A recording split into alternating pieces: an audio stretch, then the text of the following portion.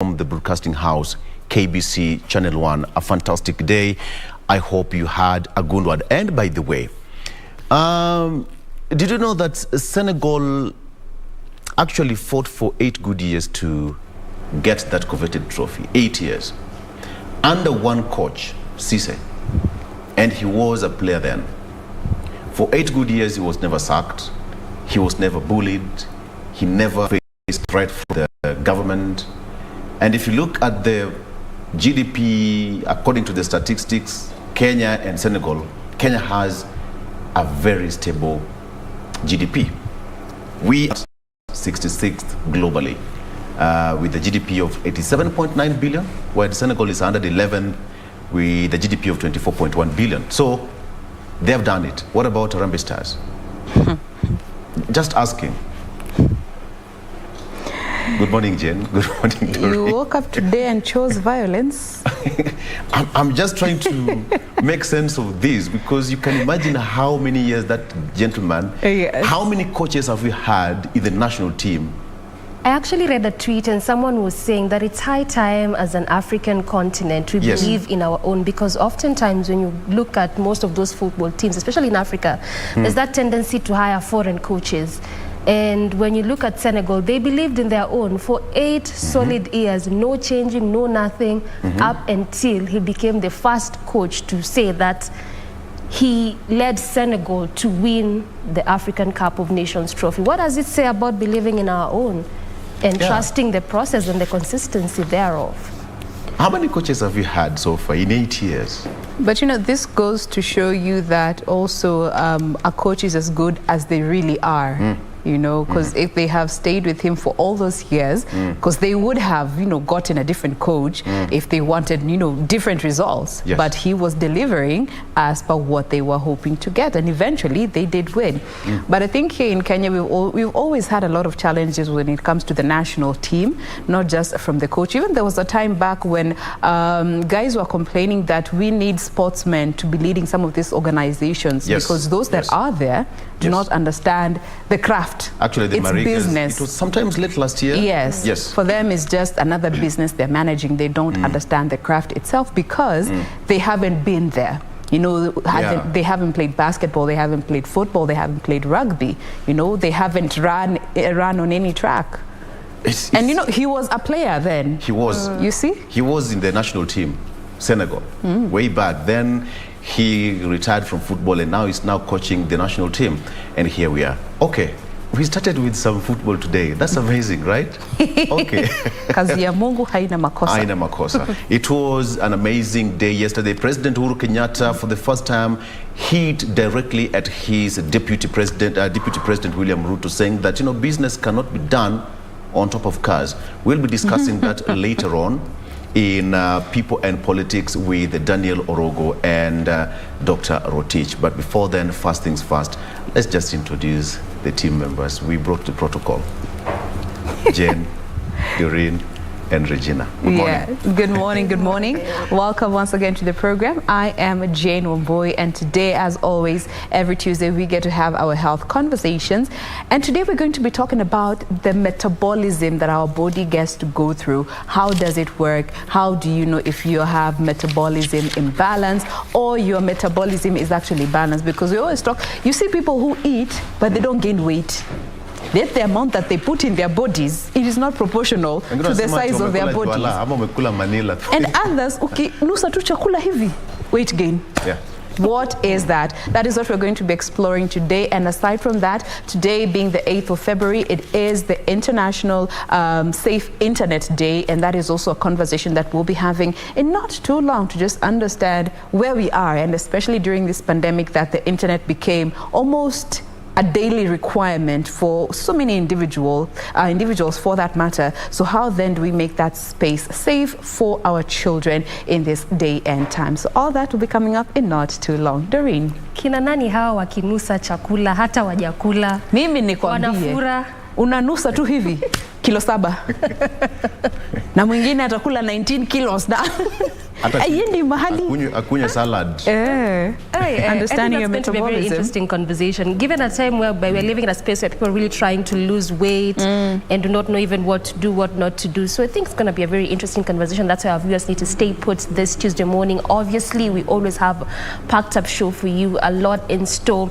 And this morning on the roads, our focus will be what is happening along Ngong Road. This is simply because since late 2020, those 3 various foot bridges that were supposed to be installed at various areas after the completion of phase 1 and phase 2 of Ngong Road, it was to begin at that time, but that hasn't happened yet. I'm talking about areas of Kenyatta National Hospital, the Coptic Hospital, and Kenya Science. If you're someone that chooses that particular road, then you've noticed that that hasn't happened, and there's actually nothing happening towards implementation of that particular project. But as of August last year, there was an update that was given by Kenha. So this morning, even as you look at the roads, you look at that particular update, as well as why that project has stalled, and ultimately the entire traffic flow altogether. Many thanks for making time. I'm Doreen Arange Okelo. Good morning. Being the 8th of February 2022, you're tuned to KBC Channel 1, and this is Good Morning Kenya. We have so much lined up for you in as far as news updates are concerned. One of them being the issue of children's safety. There's going to be a campaign, so to speak, and a function that is going to be taking place outside the Nation Center. This is somewhat a demonstration, so to speak, that is going to be carried out by some stakeholders within, within the country, rather value chain, matters of, education. And this is the African Boy Child Network that is just going out to sensitize not only the public but also school administrators and the Ministry of Health. The reason behind this particular press conference is to condemn the rising cases of sodomy in our schools. As KBC Channel 1, we have been reporting cases of, rape, defilement and sodomy, not just within our homes but also in schools. And this particular organization is going to be holding a press conference this morning at 8:30 at the Nation Center. We'll be keeping tabs on that. That and including what we saw yesterday transpire in Mombasa, a little bit of matters of health as well as matters of politics. The updates will be coming to you in not too long, as well as focusing on where we are in as far as food security is concerned. Yesterday, the government rolled out a 5-year strategy where it intends to spend 23 billion shillings in tackling migratory weeds and pests, and this comes from lessons learned from the locust invasion of 2019 as well as the issue of the fall armyworms. It's going to be involving several development partners in this particular strategy, including the World Bank and UN's FAO. You're in good company. So in a few minutes, we're going to be bringing you up to speed. Well, if you are not able to watch us from the comfort of your television screen, well, you can get online. We are streaming live on our various social media platforms, and our Twitter handle is also open for your feedback. My Twitter handle is at Ray Manyara. Our official station handle is at KBC Channel 1. In a bit, we speak news. Do not go away.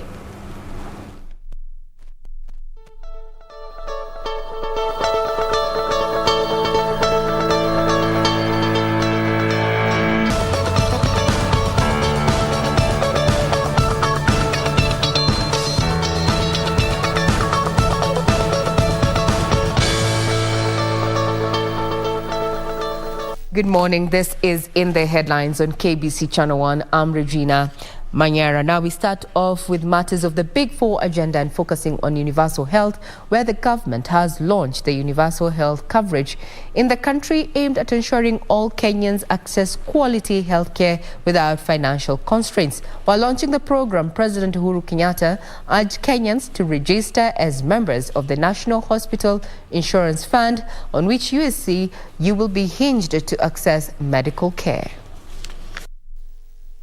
On Monday, President Uhuru Kenyatta was in Mombasa County to launch the Universal Health Coverage Policy, meant to accelerate the implementation of UHC across all the 47 counties.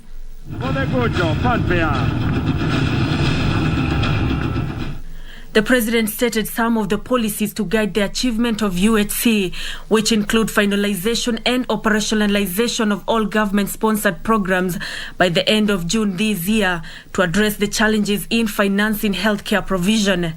Others included digitization of services and interlinking the biometric registration at NHIF with the Huduma number database. My administration has developed the Universal Healthcare Coverage Policy covering the period 2020 to 2030 to guide the acceleration of the progress in attaining universal health coverage. I am also pleased with the development of the Kenya Health Financing Strategy, which proposes practical solutions to addressing financing challenges.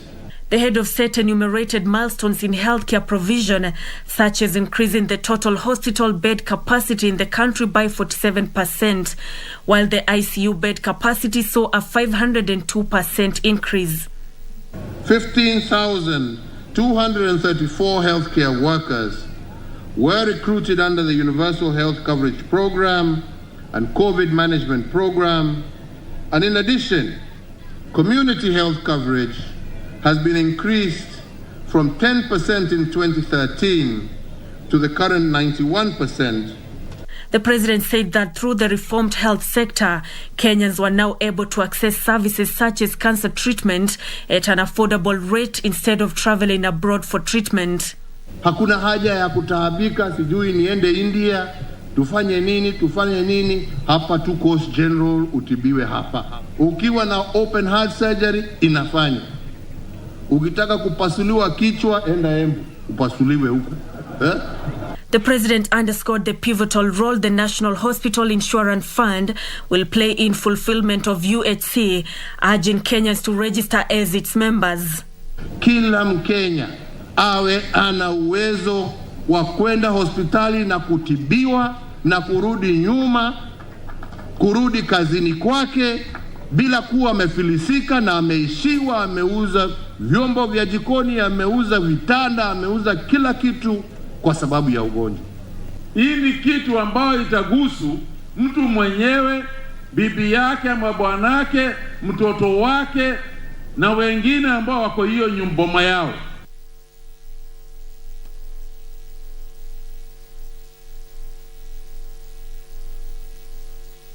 Of health are part of government's Big Four agenda.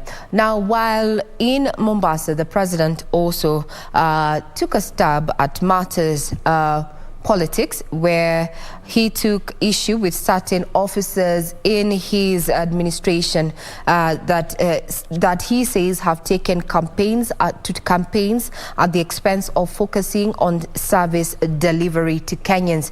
Now, he was speaking in Mombasa during the unveiling of the health coverage. Benson Chumba has the details. Health coverage being rolled out nationally. With less than 7 months to the general elections, President Uhuru Kenyatta has dismissed claims by leaders allied to Kenya Kwanza Alliance that he is fronting ODM leader Raila Odinga for the top seat. Mimi sina project ya mtu mimi, lakini nitaangalia hata mimi kura yangu sitaweka pahali ya mtu mimi nitaamini. Na kama kuna mtu mmoja ama wawili watanisikiza, nitawaambia mimi oni wangu ni hivi. Ni namna hiyo. The president, who was in Mombasa, slammed politicians in his administration of dwelling on campaigns instead of focusing on the Jubilee agenda. Mimi nawaangalia tu, ongeeni tu. Semeni wote ile mko nayo muitoe kwa roho yenu, mseme. Mimi siwajibu kwa sababu sina haja. Utamjibu saa ngapi na ufanye kazi saa gani? Chama chetu cha Jubilee kimekuwa kazini, na mimi sitachoka kuzunguka kuonesha Wakenya kazi ambayo tumefanya, na mimi sitachoka kuambia Wakenya chagueni hii chama yetu, mnaona hii chama yetu inafanya kazi, na tunataka kuungana na wengine kama wakina Joho na wale wengine ambao wanataka kazi, na ndio shughuli ziendelee. While responding to his political critics for continuously faulting his administration over poor performance, the head of state said time for politics is officially on, and he was now ready to take them on. Jameni, kwa heshima, wale tufanye kazi, tutarudi wakati wa siasa ukifika. Nikaambiwa wewe una uwezo wa kutuambia tuache. Nikasema sasa hii mambo ya kutangatanga wacha sisi tutangatange. Nikasema basi. Wala sasa kipindi ya siasa imekuja na mtatusikia. Wale ambao wametangulia na wale ambao tunaingia. Na niliambia watu hii ni marathon. President Kenyatta's sentiments were echoed by leaders, including Mombasa Governor Hassan Joho, who lauded the president for fostering peace, fulfilling key government promises, including infrastructure and quality healthcare services to its citizens. But we know the truth. Pale tulipotoka na pale tulipo sasa. Na hayo yote yasingeweza kukamilishwa kama hatukuwa na ushirikiano wa kufanya kazi pamoja. And understanding the needs and the demands of our people. We must amend and revisit this constitution. Uhuru is not retiring like other presidents ambao wanaenda kuretire na wanakuwa wazee. He will remain somewhere as a spokesperson. Mgala tumue, lakini haki yake tumpeni. Na mimi najua Mheshimiwa Rais, katika kipindi cha kwanza, kama usingekuwa na vidudu mtu, ungekuwa umetenda maajabu kama yale unayoyatenda sasa. Tuangalieni Nairobi, infrastructure, mabarabara. Nairobi imekuwa kama Dubai in terms of infrastructure.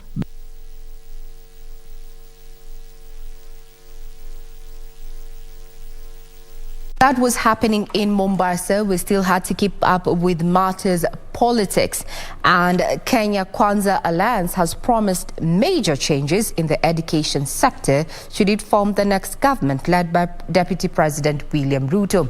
The alliance's leader, who were in Busia, said the new competency-based curriculum is a burden to ordinary Kenyans that they said cannot keep up with its requirements. Cliff Okech reports. The Kenya Kwanza Alliance on Monday intensified its campaigns in the Western Kenya region with rallies in Malaba and Nambale towns, Butula, Ogalo and Moboyo markets in Busia County. As the principals led by Deputy President William Ruto sought to rally the Luhya nation behind the alliance. Mimi nauliza nyinyi watu wa Butula, mko tayari tuunde hii serikali pamoja? ANC party leader Musalia Mudavadi being categorical, saying it was high time the Luhya nation withdrew its support for ODM leader Raila Odinga, claiming the former prime minister had taken the community for granted for far too long. Mbona yeye anaweka jam kule? Anaweka traffic jam. Hataki wengine waende mbele. Hapana bwana. Saa hii tumesema sisi wenyewe kama hataki kuondoa jam, sisi tutamuondoa ndio jam itoke huko mbele, Wakenya wengine waende mbele. The alliance told the rallies that it will effect major changes in the education sector by replacing the CBC curriculum with one that resonates with many Kenyans. Tutahakikisha elimu inakuwa ya bure kwa wanafunzi wa wazazi wetu. Na sio tu kusema elimu ni ya bure, alafu mtoto akifika shule, leta kalamu, leta lunch, sijui leta activity, nunua basi, nini. Hizi vitu zote zinasumbua wazazi. Tutahakikisha elimu ni ya bure na ni ya bure kwa kila mzazi. Watoto wanaumia, walimu wanaumia. Sisi tunasema tukipata mamlaka kama Kenya Kwanza tarehe 9 mwezi wa Agosti, na mimi najua kwa hiari ya Mwenyezi Mungu mtatupatia uwezo huo, tutang'oa huo mfumo wa CBC, tulete mfumo wa elimu ambao unaeleweka na Wakenya wote. The principals saying the development they seek to effect in agriculture will bring an end to perennial floods in Budalangi. The group saying it was committed to creating an enabling environment where every Kenyan can thrive, even as it promised a basket of goodies for farmers. Ukisikia Musalia Mudavadi anasema uchumi bora, pesa mfukoni. Weta anasema haki na usawa. Sisi tunasema bottom. Hiyo ni mambo yote ni ya nini? Ni ya uchumi. The alliance further promised industrialization and universal health coverage where every Kenyan will be issued with an NHIF card. Kabla ya mwisho wa mwaka huu, before December this year, kila mmoja wenu utakuwa na bima ya afya ya NHIF, na kila mtu utaenda hospitalini, utatibiwa, kadi ya NHIF itakusimamia, utaenda nyumbani bila kulipa pesa yoyote. The Kenya Kwanza Alliance will be continuing its intensified campaigns in the Western Kenya region with rallies in Kakamega County on Tuesday and Trans Nzoia County on Wednesday before switching gears to Kisii and Nyamira counties. Now, still keeping up with matters politics, his National Assembly Justin Muturi maintains his family in the race for the presidency come August 9th. And he says this while remaining tight-lipped over his coalition plans, given that the Democratic Party is set to announce its next political move after concluding its internal consultations. National Assembly Speaker Justin Muturi says the Democratic Party has put in place the necessary measures to secure victory in the August 9th general election.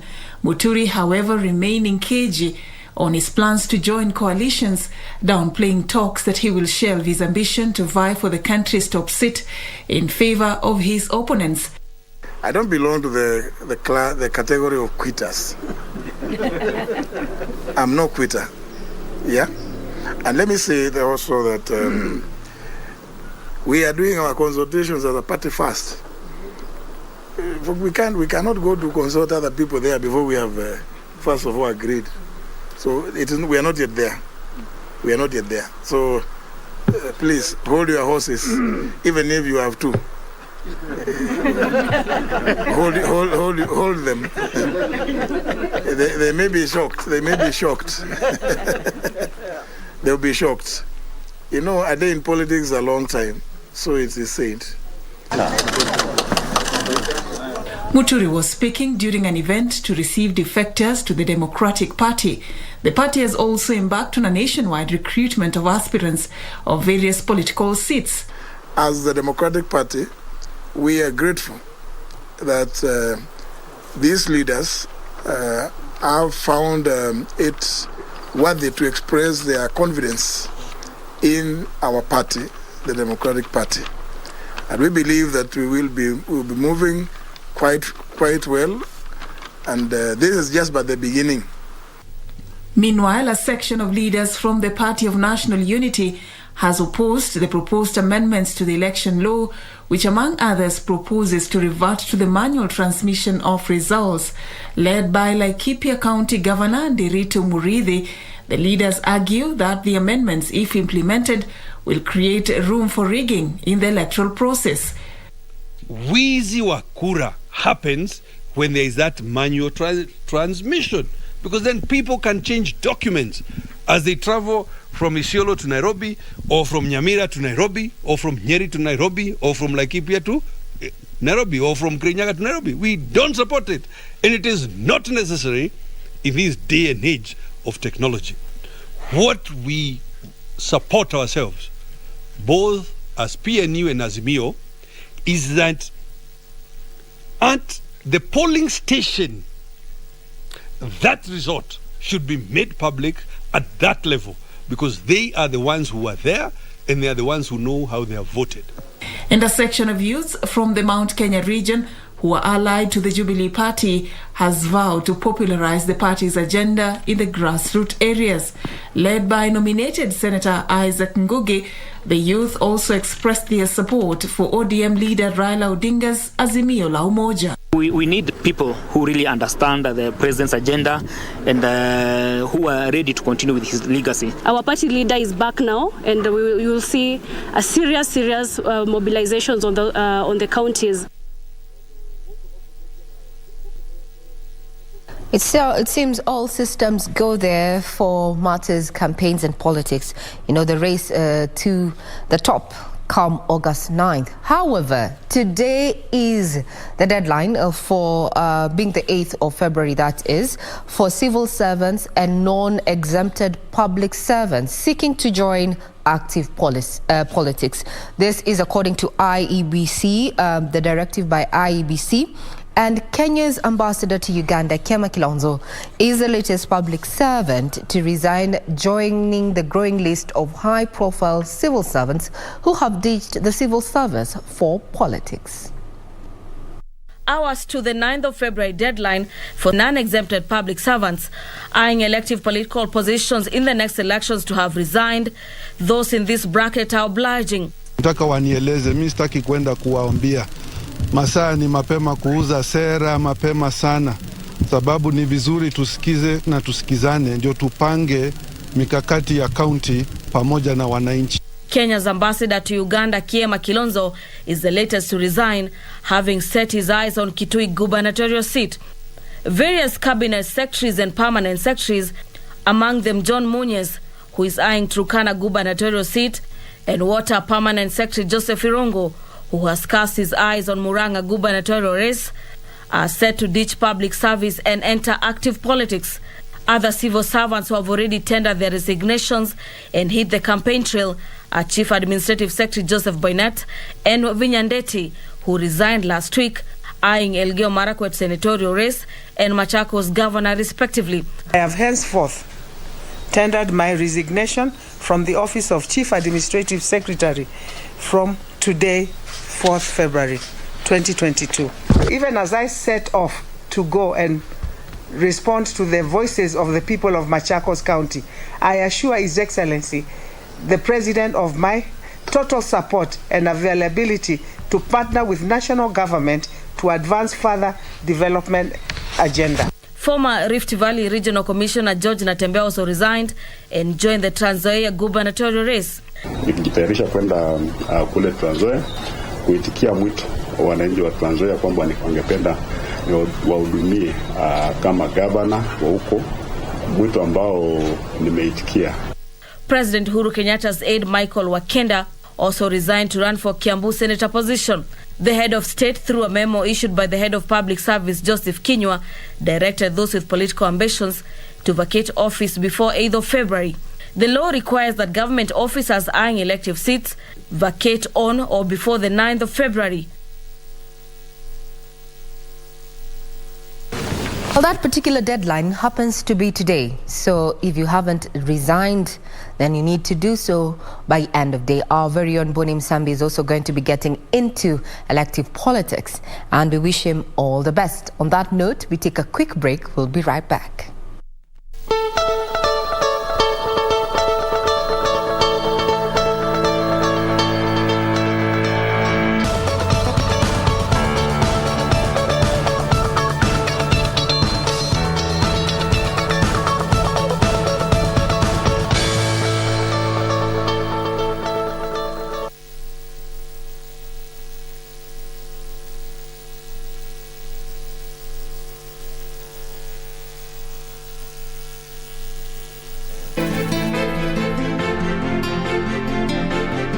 Nikifa kama leo, Kate hawezi kusahaulika. You know, Tika, just chunga sio kajua kweli. Hakika kabisa na yale ambao unaniambia saizi. Unadhani mimi naweza kudanganya kwa hilo? Una hakika nikiingia akilini mwako sitaona lolote? Ama kweli wewe ni damu yangu? Kwani uko na tashwishi na hilo? Alafu unaje? Hii nyumba yote itakuwa yetu. Naona laana babangu ishakuingia wewe.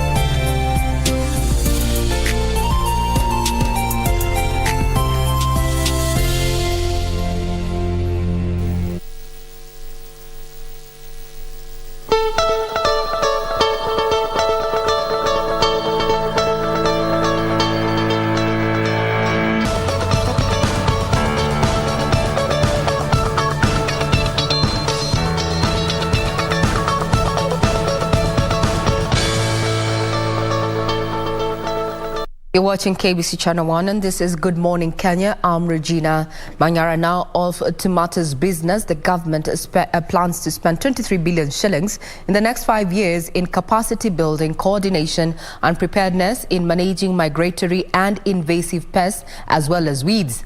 Agriculture Cabinet Secretary Peter Munya says the government will work with development partners such as the Food and Agriculture Organization in implementing the program aimed at boosting food security. Climate change has exacerbated the emergence of pests and diseases that have been hibernating for years. Whenever we have an invasion or whenever we have an epidemic, we've always reached out to our partners, and I really want to say we are really grateful about this. In 2019, the desert locust posed a food security threat after invading farmlands in 32 counties in northern, eastern, coastal, central, eastern and Rift Valley regions.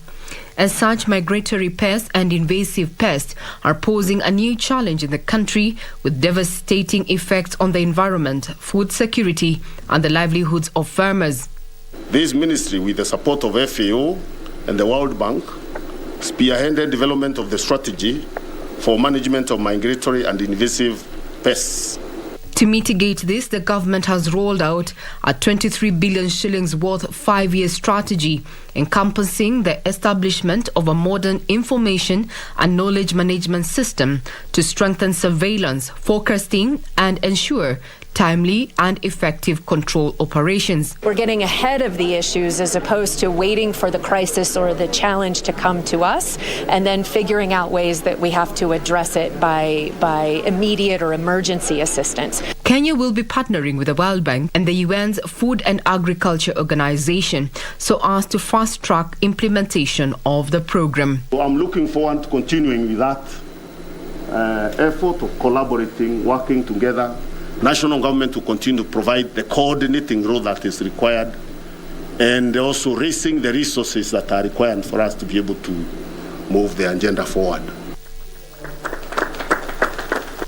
Now, there you go. The first phase is going to see the Exchequer spend roughly 10.7 billion shillings. Now, crossing over to matters sports, two-time Nairobi Open chess champion Githinji Hinga has made the national team that will represent the country at the 44th Chess Olympiad. 43-year-old Hinga is one of 10 players, 5 male, 5 female, that secured a ticket to play at the Olympiad to be held from the 26th of July to the 8th of August in Russia. Open chess champion Githinji Hinga is among 10 players that will fly the country's flag at the 44th edition of the Chess Olympiad to be held from the 26th of July to 8th August in Russia. The 10 players, 5 male and 5 female, were selected after the third and final leg of the Kenya Olympiad qualifiers held at the KCB Ruaraka Sports Club over the weekend. Candidate Master Bernard Magana leads the team, having amassed a total of 8.5 points during the qualifier, with the others being Bernard Nguku, Njoroge Martin and 17-year-old Robert Makligeo.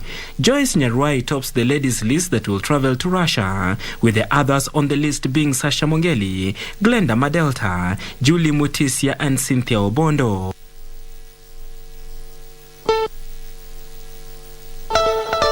Well, that puts a cap on news this morning, but we're not done. All these updates are available on our website, that is www.kbc.co.ke. We take a quick breather. When you're back, we're going to be sampling what the various dailies have in store for us this Tuesday morning. Do not go away.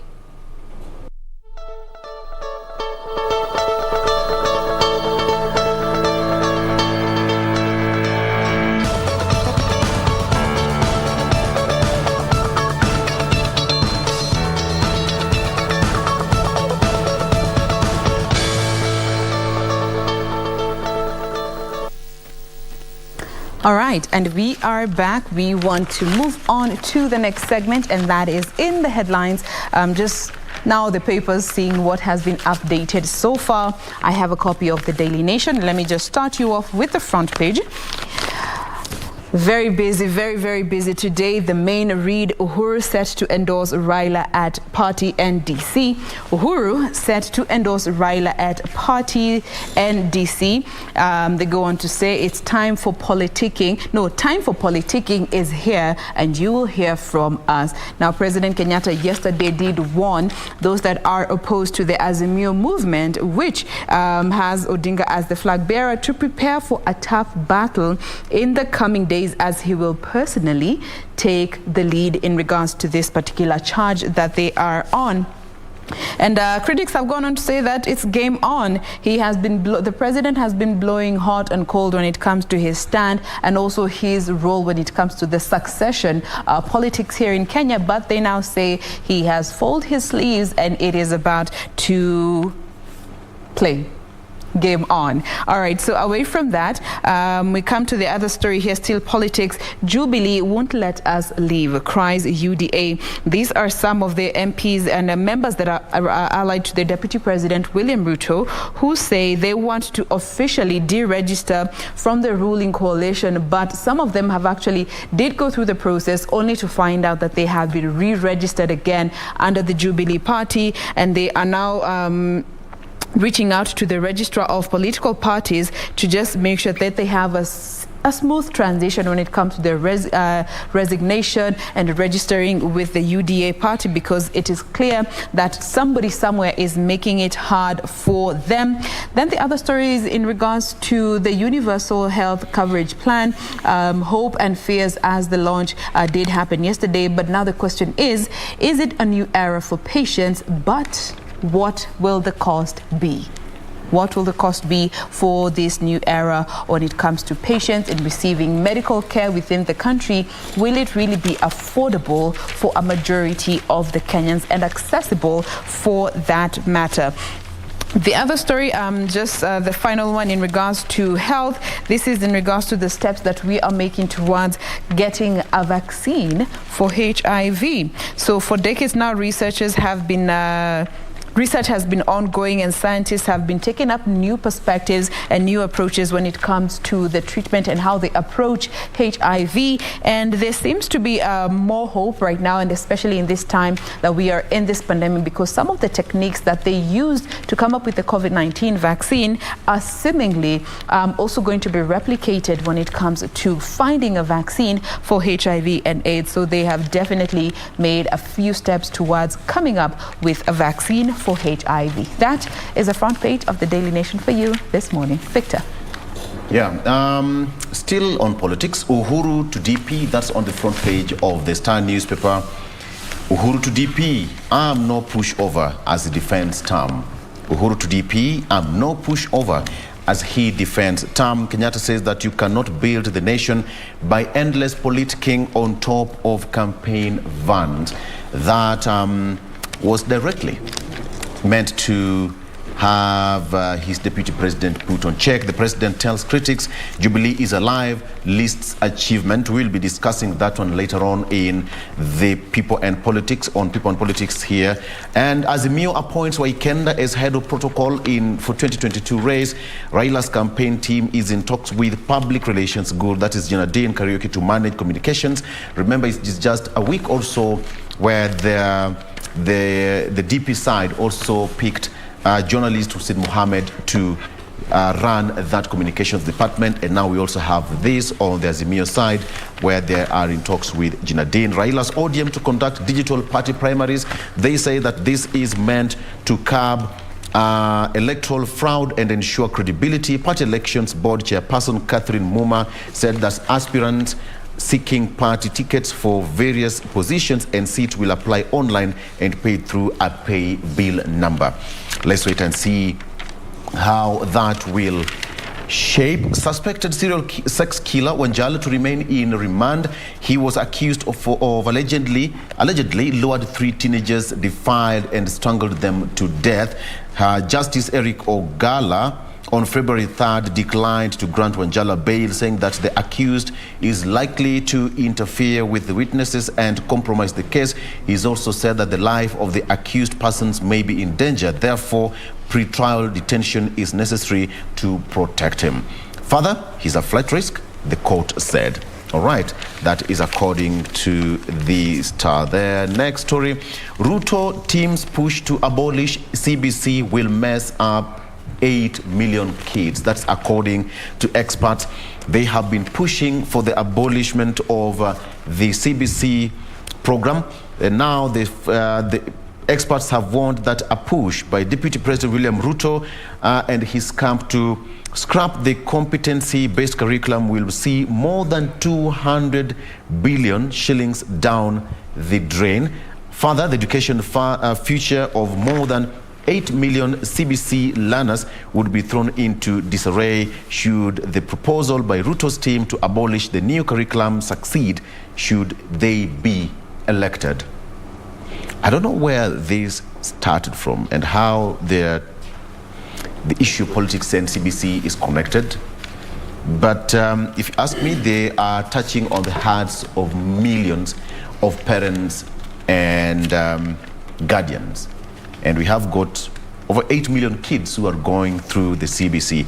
I don't know what experts will say about this, and the government is still hell-bent that CBC is here to stay.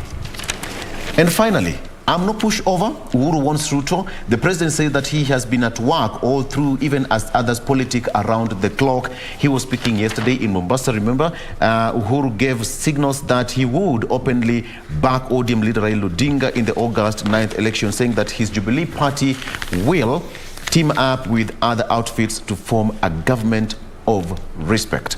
Uhuru said that he and his party have been at work all through as others politic around the clock, adding that he will now hit the road because it is now time to do politics.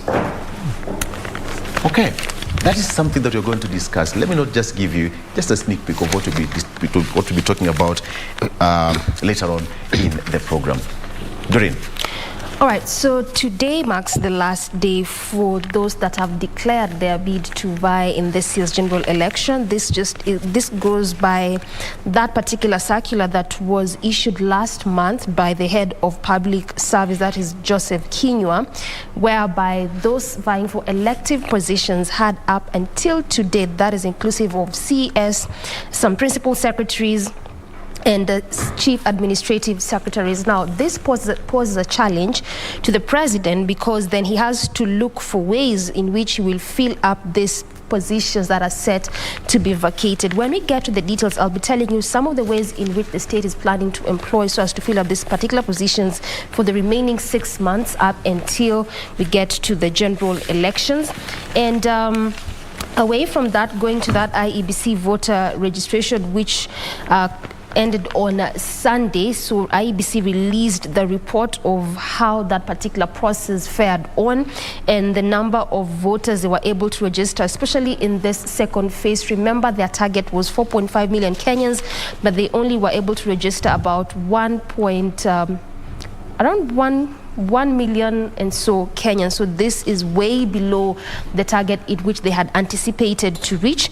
And also it just goes on to say that candidates for various seats in the August 9th general elections could be forced to go back to the drawing board if at all they are banking on the youth vote, because also in the report that they released, it shows that much as they were targeting to really get high numbers from the youths, that didn't quite happen because they were able to register very few number of youths, and it's because of various reasons. Key among them, the youths do not believe in the leaders that have already declared their bids in various elective positions, because they feel, according to this particular article or report, is that these leaders will not do anything for them. And again, also remember that when we have most of these candidates, one of the most important things they keep mentioning all the time is how they're going to create jobs for most of these youth. But it just happens that a good number of them do not believe. And also in this same article, it has well highlighted, obviously, the counties with the highest number of registered voters. Again, Nairobi taking the bigger chunk, and Marsabit registering low voters with just about 6,000 voters there. And again, with the issue of drought and food security here in the country, at least early, when the year began, the state had given various reasons in which they are planning to at least mitigate the issue of drought with the short, mid and long term. And part of what was inclusive in the short term was the cash money transfer, which they had begun disbursing, especially to various counties which had been hardly hit by the issue of drought. But now they are embarking to one of those long-term interventions interventions. And part of what was mentioned by the government spokesperson, that is Cyrus Oguna, he said that he's calling upon everyone and also a good number of Kenyans to see how best they can be doing water tracking, and this is just especially in times of rain, see how best they can be able to conserve water. And aside from that, there are also various other ways in which the state has employed, and this is in terms of that long-term intervention to ensure that they mitigate the issue and the cases of drought in the country. We also have that particular article of what Kenya Kwanza Coalition is saying when it comes to CBC, and Victor asked there what is the relationship between politics and education. But what Kenya Kwanza Coalition is saying is that the CBC, or the competency-based curriculum, in a way in which it was rolled out, they did not do enough consultations, and it was implemented in an haphazardly way, ignoring the interest of parents and learners and other education stakeholders. And this is why they are saying, if at all they get elected come August 9th, this will be part of their agenda to do away with this CBC, given the fact that it is not in consideration of children as well as parents. Also citing the fact that it is very expensive, given at a time when parents are really trying and struggling to make ends meet. And again, they still have to, in addition to that, still have to add on when it comes to ensuring that at least their children get to learn through this new form of CBC. But even if that is happening, the education CS, that is George Magoha, says that as it stands, 572 CBC classrooms are already complete. Remember, again, when the year began, they were rolling out the first phase and the second phase. And what he said is that by the time the next term begins in April, they need to have at least completed the first phase, and this is of the classrooms. And he's saying that it's going on well, and also what the government intends to do is to deliver at least 11,000 new classrooms by the end of the year. And obviously he went ahead to just say that the naysayers, those that are against the CBC, should come out and give concrete reasons, because as it stands, the ministry is really out on ensuring that they roll out this new curriculum, saying that it is the best. And actually this was to be done far long than when it began. But he's saying that so far so good as far as the new classrooms are being rolled out, and ensuring that also that the first phase is going to be complete before the next term begins. And lastly, county launches anti-FGM campaign. This was part of the state's agenda as well, that by the time we get to this year, this will be a practice of it should be something that it's no longer being practiced anymore, and there were plans to ensure that they eradicate FGM. So what is currently happening in Kisii County is that they have gone ahead to get services of various stakeholders in the county government, CBOs, that is the community-based organizations, Maendeleo ya Wanawake, and County Anti-FGM, all this to try and see how best they can eradicate this particular practice, especially in Kisii County. So that is what is happening there when it comes to that campaign of anti-FGM in particularly Kisii County. Regina. I have a copy of the Standard this morning, and this is what we have on the front page. Matters of politics, what transpired yesterday there in Mombasa, where the president launched the UHC there. He also took a swipe at his deputy president this, and hinted at supporting Raila, actually having Jubilee back Raila. Now, President quoted here, or rather the kicker says, tornado loading, quite a cheeky connotation there this morning. We had earthquake, now we're talking about tornadoes. Okay. President takes a veiled broadside at a deputy, says they are leaders who will only campaign on top of cars without working. He says he will work with the likes of Joho, a close Raila ally. Move comes as a ruling party hints at working with 10 Azimio allies to endorse Raila. We know that we're going to be having an NDC meeting this week. So we will be keenly focusing on the outcome of that. That's the front page. That's the main read on this particular daily this morning. Then also, the IEBC has come out to give statistics on, how it performed in the mass voter registration. So phase 1, the IEBC did not meet its 1 million target. And so now the Commission has directed that registration officers in the 290 constituencies to undertake a continuous voter registration by deploying 3 BVR kits per constituency. Now these kits will be stationed at the Huduma centers countrywide, and according to IEBC, this will be an opportunity for eligible citizens, especially those who will have acquired identity cards after the closure of the voter registration, mass voter registration exercise phase 1 and phase 2. So you still have an opportunity to register, but now it has to be within your constituency at the Huduma centers. This is after IEBC nets only 1 million voters in the second drive. According to the statistics, it shows that this was quite a dismal performance, missing its target by far. In the first phase, IEBC had targeted to net 6 million new voters. The second phase, 4.5 million voters. Now, it fell short of making the registration process lower than that of the 2010 referendum, the 2013 and the 2017 elections. That's a quick update from IEBC there. So also on the front page, we have matters of, those civil servants who have ditched their roles, or rather are resigning. The deadline is end of day today. And one of them is Nzioka Waita, who has thrown his hat into the ring and his quest to become the next Machakos governor. So he says come 10th of February, he will no longer worry about the president's diary. We'll be keeping tabs on that, as our very own Boni Usambi also is going to be, he's already cast his hat there in Malta's politics, so we'll be keeping tabs.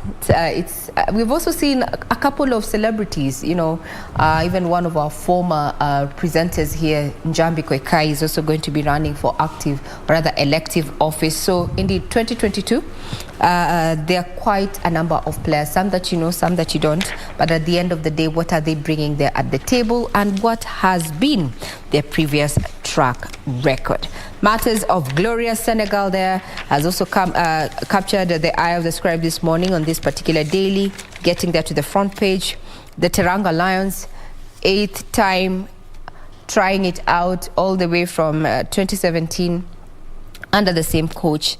That is none other than Cisse there. So there's so much about this statistics, including the players and the various awards in the just concluded AFCON 2021. That's just about a sneak peek of what we have on our dailies this morning, including matters of the disarmament exercise that is taking place in Baringo, as well as call by the Muslim faithfuls to stop abductions and killings Muslim leaders demand.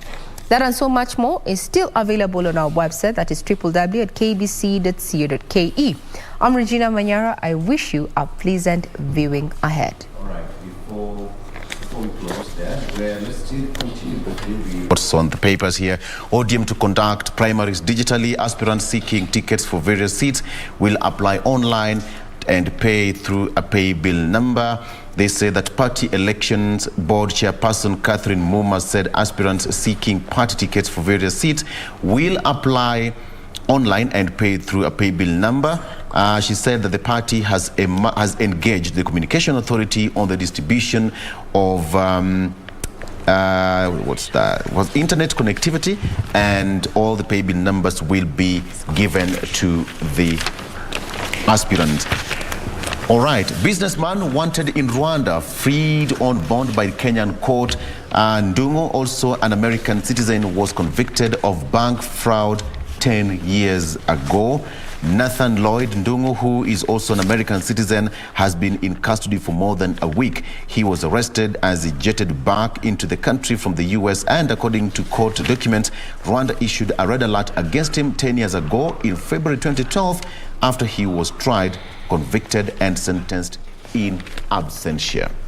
And finally, on sports, we are inviting everyone and everybody to come and witness Tough race ahead. That is according to minor adjustment to Agnes Tirop cross-country course. That, according to the organizers there, that will be taking place in Lobo Village in Eldoret. Tennis Kenya to host Centenary Feat next month. That is, Tennis Kenya is planning to honor their legends during the centenary celebrations starting next month. And of course, they say that Francis Mutuku, who is a TK vice chairperson, said that the celebrations will run from March 1st until the end of the year. That's an amazing thing. And finally, Lions come home alive. That is, Mane described Senegal's victory as the best day and trophy of his life. In fact, there is a photo of Mane posing with that trophy in bed. Actually, he held that trophy like a baby. You see, there's a way you can hold a baby on your chest somehow. That is how Mane, he was sleeping with that trophy. My precious. Okay. Doreen, what do you have on the traffic in terms of trophy? Do you have a trophy on the traffic? We don't have a trophy today, but we just want to look at the progress of those 3 footbridges that were supposed to be installed. And even as we continue looking at the news this morning, I'll be telling you why this particular project has stalled a bit. I'm talking about the 3 footbridges that were supposed to be installed at Kenyatta National Hospital, the Coptic Hospital, and Kenya Science. Remember that phase 1 and phase 2 of Ngong Road construction was already complete. What is still happening is that construction of phase 3, and part of what has stalled that project is the encroachment of small and medium scale business traders to what we call the unmotorized transport system area. Part of what has also stalled that project is because that is one of those areas in which just remained when it comes to the entire construction process of Ngong Road. So this morning we look at the traffic flow of that particular stretch and also look at perhaps what has made that particular process stall a bit. But perhaps you can just begin with the traffic flow therein as we continue looking at the different other areas, and we can begin from areas of the city mortuary roundabout. This is actually part of phase 1, which begins all the way from Kenya National Library up until Prestige Plaza. We have from Prestige to Karen, and then Karen all the way to the areas of Dagoretti there. So that is how phase 1, 2, and 3 is characterized. Like I mentioned, 1 and 2 was already complete. What is still currently happening is phase 3 of this construction. So this is how the area is looking like. This is one of those busy roundabouts there, but right now not looking that bad at all, much as there's traffic throughout the entire roundabout, but at least a manageable kind of traffic, hence that orange color, which is a clear indicator of that. And you can clearly see the difference in the colors there, the cocktail of colors, just clearly indicating the intensity of the traffic at various areas along this particular stretch. As you head over to areas of Valley Road, traffic building up all through up until the Agbix Kodek roundabout. As you branch off from the city mortuary roundabout there, at least moving at a very swift pace on both sections or on both lanes of this particular stretch. This is areas of Ngong Road there as you leave the areas of phase 1 of that construction, and that continues up until Prestige Plaza. So again, where there's really heavy kind of traffic, in fact not moving at all, just at a standstill, is around the Prestige Plaza as well as areas of Coptic Hospital. Now this is why it was necessary, or this is why this particular area had been earmarked for that installation of that particular footbridge, because it just simply means that anytime there's really heavy kind of traffic, or anytime there's a lot of vehicles coming in and through, it just means the traffic police have to constantly be stopping these vehicles for the purpose of crossing over from one side of the road to the other side, because again it's near a hospital, so clearly a lot of activities along this particular stretch, and this is why it was necessary for this particular installation of that footbridge, which hasn't quite happened yet.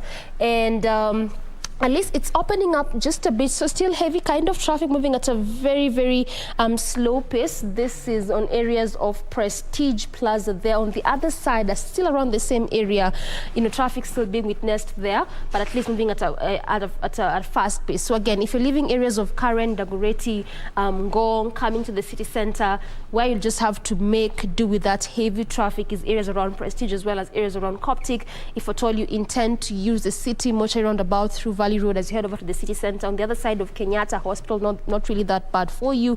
So you can also use that perhaps if you do not want to make do that heavy kind of traffic there. Away from that, leaving areas of Prestige, coming through areas around Adams Arcade, what actually used to be the Adams Arcade roundabout, on that section or that area, oftentimes you'd be expecting to be sporting or seeing heavy kind of traffic, but that is not the case there right now, moving at a very swift pace. And this is why I said areas where you'll just have to do the heavy kind of traffic is sections around Coptic as well as the Prestige Plaza. That is how it is looking like this morning in terms of traffic. Our focus has just simply been on what is happening on areas of Ngongoro. And like I mentioned, when we get to the next link up, I'll be telling you why these projects have stalled. This is in terms of the installation of those 3 various footbridges. Remember that also part of what was inclusive in this entire construction process is proper drainage system, traffic lights, traffic signals along that entire stretch of Ngongoro. But that is how it is looking like at this time of the morning.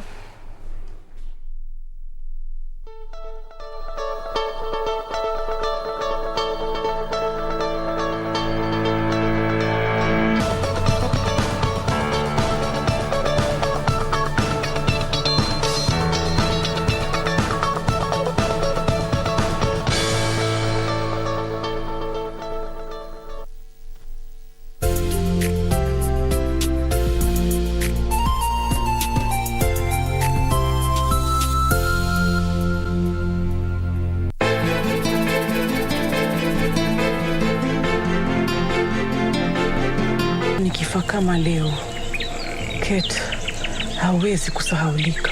You naughty girl. Just chunga asitoka akajua ukweli. Hakika kabisa na yale ambayo unaniambia saizi. Unadhani mimi naweza kudanganya kwa hilo? Una hakika nikiingia akilini mwako sitaona lolote? Ama kweli wewe ni damu yangu? Kwani uko na tashwishi na hilo? Alafu unaje? Hii nyumba yote itakuwa yetu. Naona laana babangu ishakuingia wewe.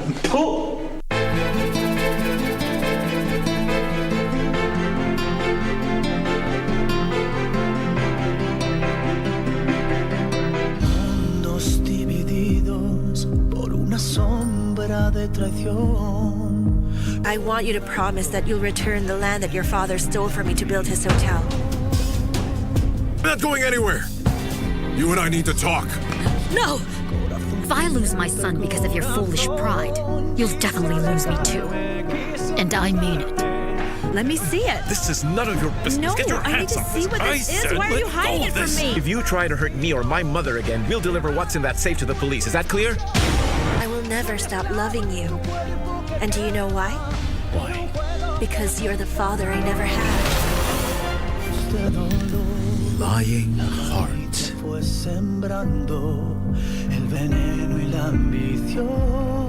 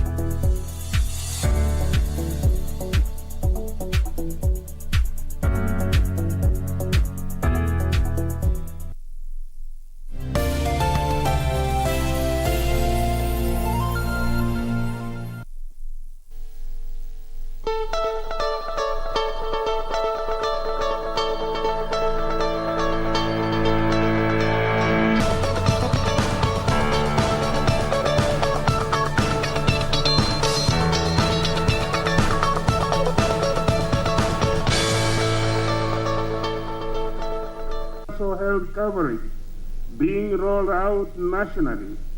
With less than 7 months to the general elections, President Uhuru Kenyatta has dismissed claims by leaders allied to Kenya Kwanza Alliance that he is fronting ODM leader Raila Odinga for the top seat.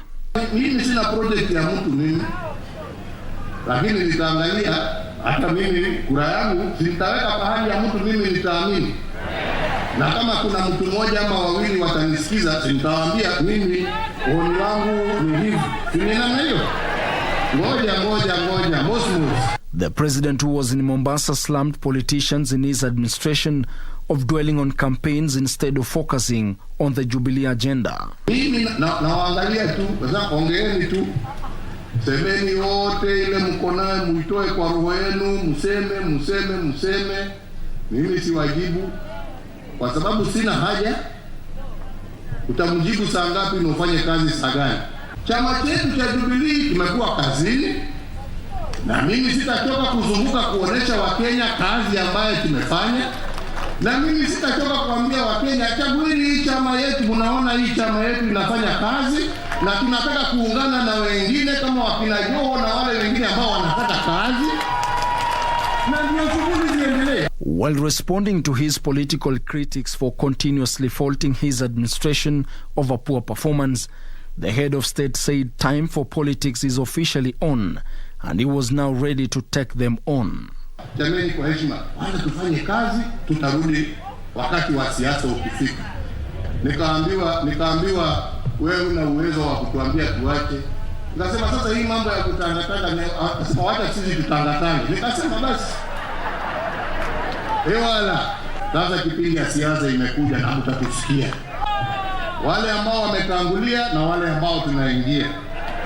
Na niliambia watu hii ni marathon. President Kenyatta's sentiments were echoed by leaders, including Mombasa Governor Hassan Joho, who lauded the president for fostering peace, fulfilling key government promises, including infrastructure and quality healthcare services to its citizens. But we know the truth. Pale tulipotoka na pale tulipo sasa. Na hayo yote yasingeweza kukamilishwa kama hatukuwa na ushirikiano wa kufanya kazi pamoja. And understanding the needs and the demands of our people. We must amend and revisit this constitution. Uhuru is not retiring like other presidents ambao wanaenda kuretire na wanakuwa wazee. He will remain somewhere as a spokesperson. Mgala tumuue, lakini haki yake tumpeni. Na mimi najua Mheshimiwa Rais, katika kipindi cha kwanza, kama usingekuwa na vidudu mtu, ungekuwa umetenda maajabu kama yale unayoyatenda sasa. Tuangalieni Nairobi, infrastructure, mabarabara. Nairobi imekuwa kama Dubai in terms of infrastructure.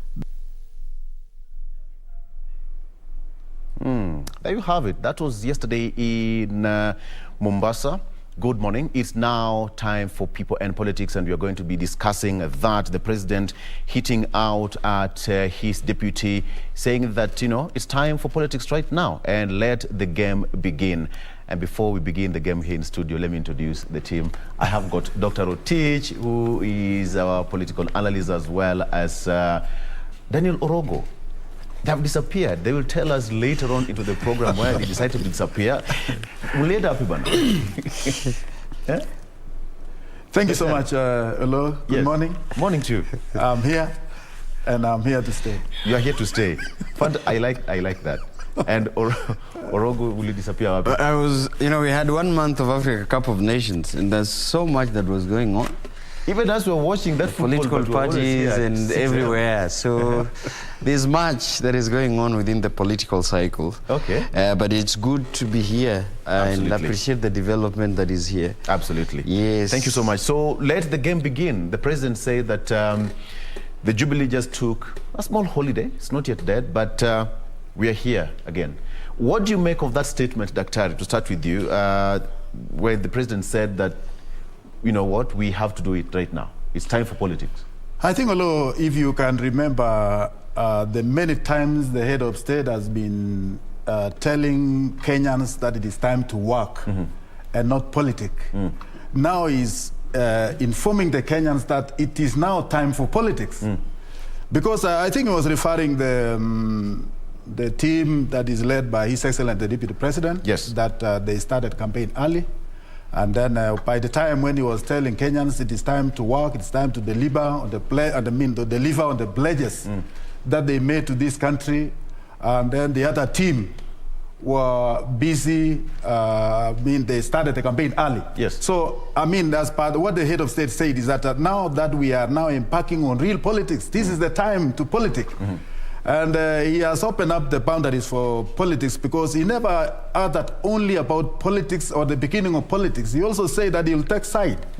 Because he emphasized on having one vote like any other Kenyan. Yes. And that when the time comes for voting, he will vote for his preferent, whether he's or the two, whatever. He said it's like every Kenyan having a single vote.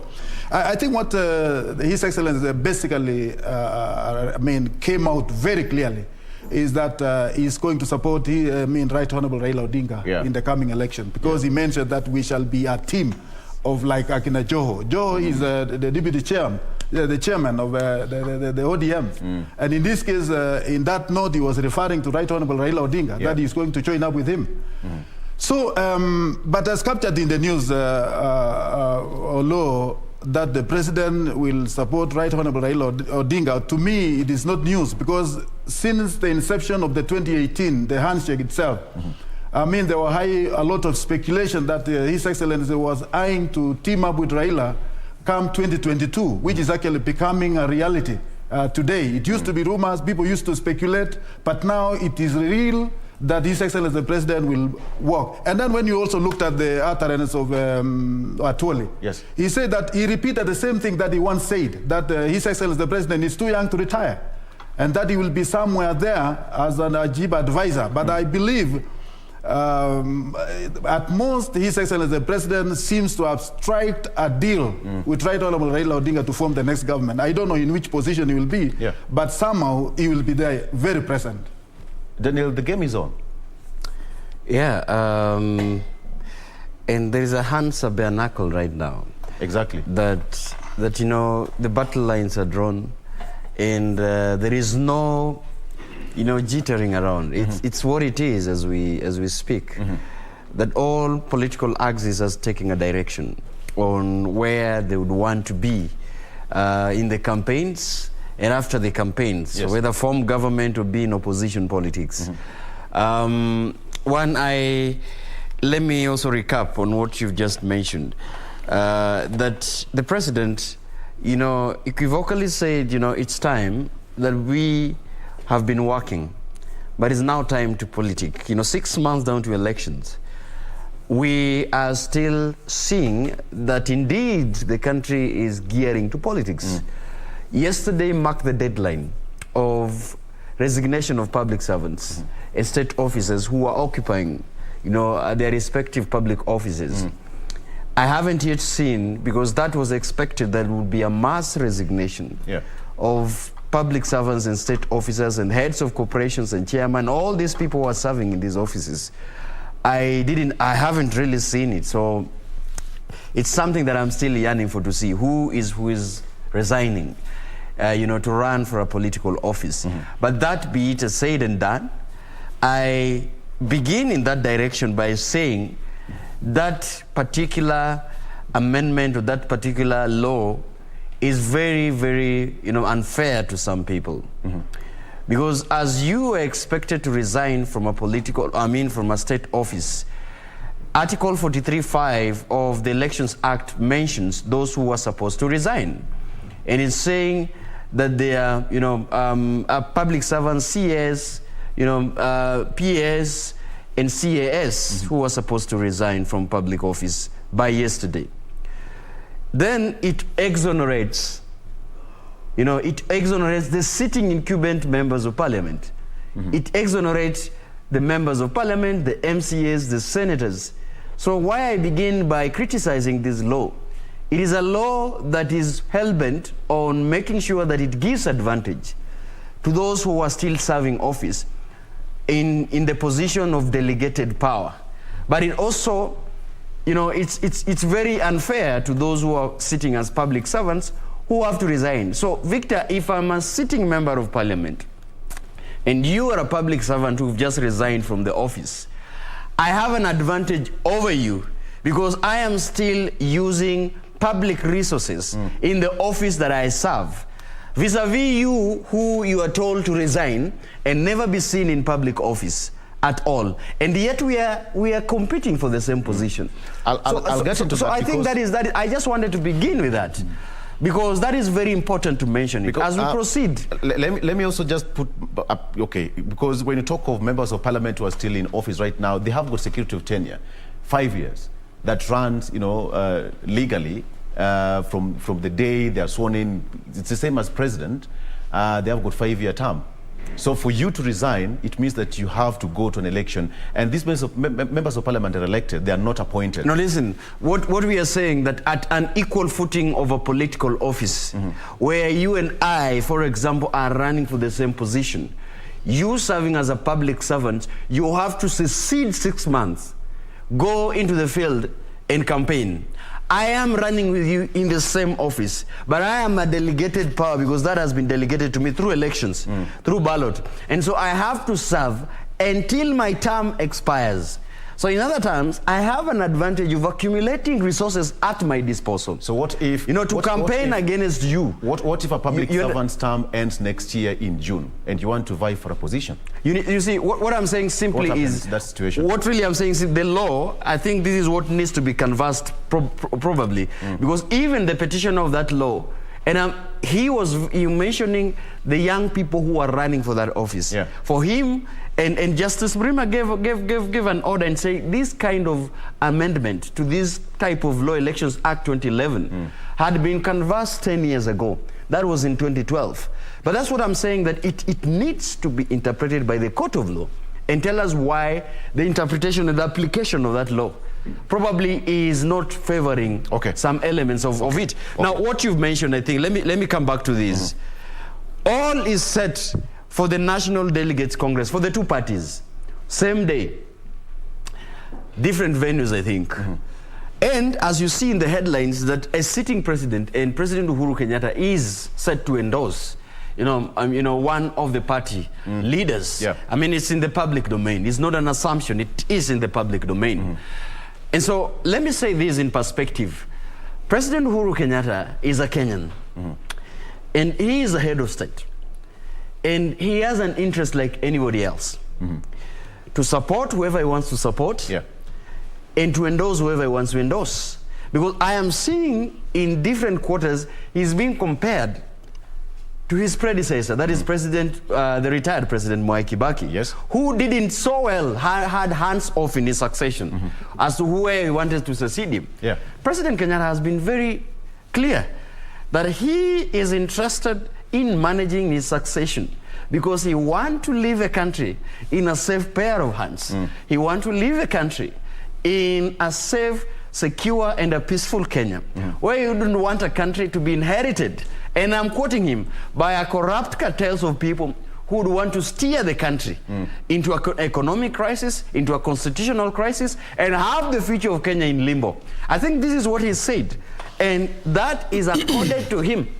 As an individual, as a leader of this country. And so, as I conclude, one of the things we would want to do is to avert the constitutional provision. And this is where I want to fault, Mr. Tuole into this. President Kenyatta is bound by the Constitution. That one, he cannot run for another term until Kenyans, in their wisdom, decide to give him that through an amendment of the Constitution and through referendum. As we speak, his term ends, on 9th of August. He can only purport, but he cannot have a full control of who is going to succeed him. That is left to the Kenyans. He doesn't have full control, Daktari, but then he said that he's also a Kenyan with one vote. So he's able to pick any candidate of his choice to steer this country. I think law, the Constitution is very clear. Kenyans are the one to determine their future. Kenyans are the one to determine their fate through a vote.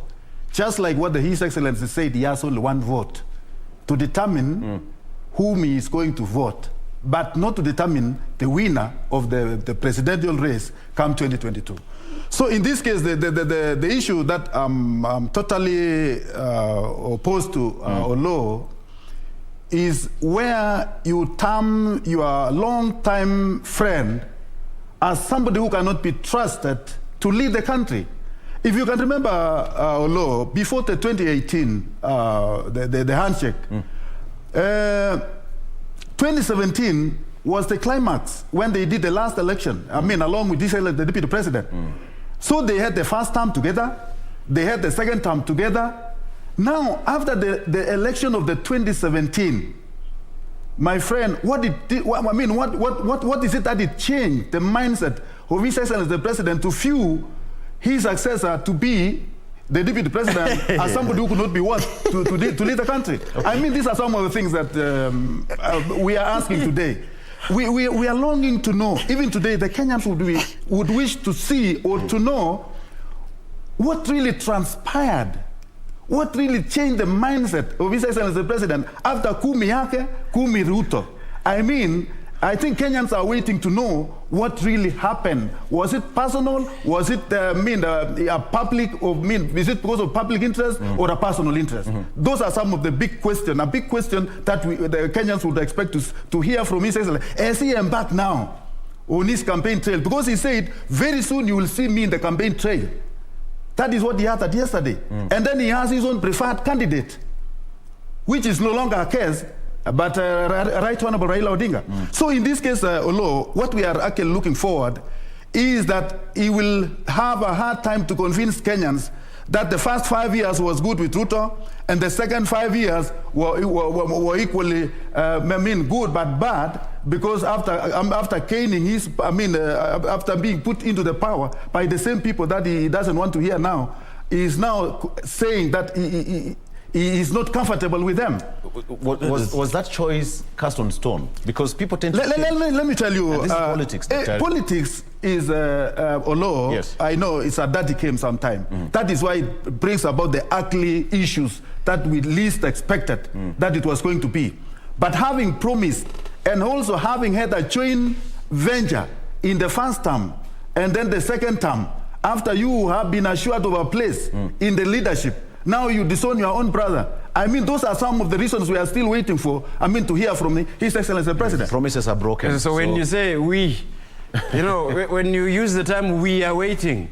I'm a Kenyan. Listen, Dr. Rotich. I mean, President Kenyatta has said it at the footsteps of bombers of Kenya during the launch, I think, of BBI, the relaunch of the report. President looked the nation into the eye and gave reasons as to why he's not supporting in second in command. Yes. He said very well that this is a man that when I stand and I look at that direction, he is running a relay race in the opposite direction. This is something that is in the public domain. We are not speculating. Let me tell you. He said this. Let me tell you, Rocco. I mean, you had your time. You had your time. That's why. Let me just explain something there. Because I don't want you to misquote me. What I said, this man, the deputy president of the Republic of Kenya, was good in the first term. He was good until the election of 2017 was done. And then go back a little bit to Orogo. We are Kenyans. We politic before the 2013 and then 2017 we also politic. If you can compare the utterances which His Excellency the President and the Deputy President said against Raila before how can you say this one is more genuine than the other one? So in this case, this is politics, Mr. Olo. It is actually pure politics. So you overheard about there are two gentlemen who said, he confessed to his Right Honorable Raila Odinga, and he said, you are Right Honorable Raila. You see what? We character assassinated you so that you were to be defeated before the 2013 and 2017. Yes. Right. So they said, we character assassinated you. So what is happening now, Olo, is that the same professional liars, the same professional maligners, are the ones who are now talking against His Excellency the Deputy President, maligning him with all sorts of things. Talk about corruption, talk about everything that people are saying now the country will be safe because of this one. I mean, how has it been safe all of a sudden? Yeah, that's what we are saying. These same characters served with him in Parliament, served with him at the campaigns for 2013 to 2017. Yes.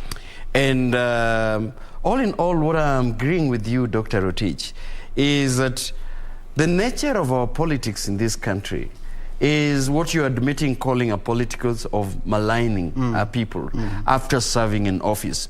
And the ideal versus the reality is that once any political or politician gains a mileage towards a platform, then he or she tends to forget probably the people that they fought with that cause. But then the reality, and Olor, as a young political aspirant, probably on this platform, let me also correct the notion here that every time when you get into political, campaigns, or you want to get to a political cause, you are told that be prepared because you are getting into a dirty game. You are getting into something that is muddy, and you are getting into something that you won't even come out alive into it. So you see, when you hear this kind of pronouncements, you hear these kinds of advices and warnings. Yes. As a person who is gearing to making change and becoming a transformative leader, you really wonder if you can wade into this kind of course and probably deliver and win an election that is credible, free and fair. Because this is the problem that we are having. Harvesting members of society and putting them into political leadership, well, the means towards getting to that direction was not equally well.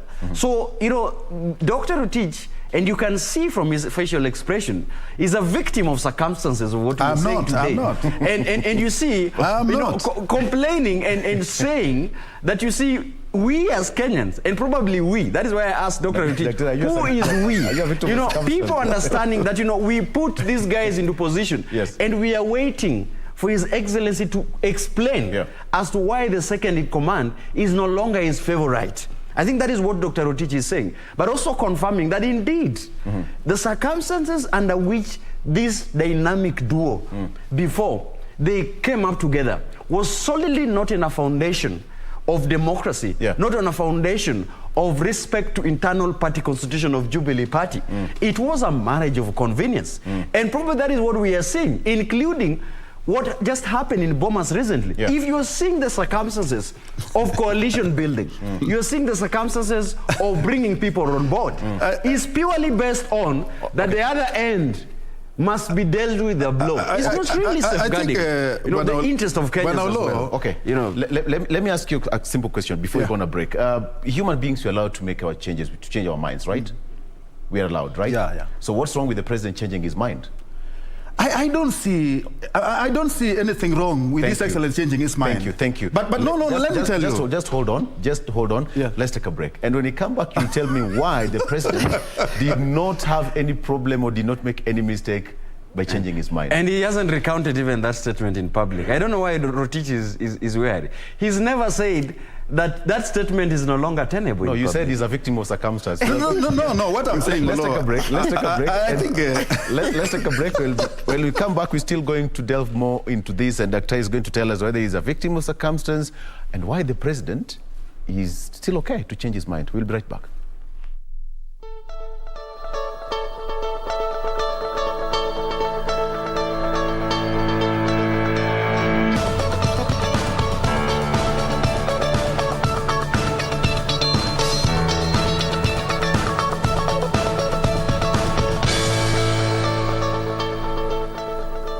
Health coverage.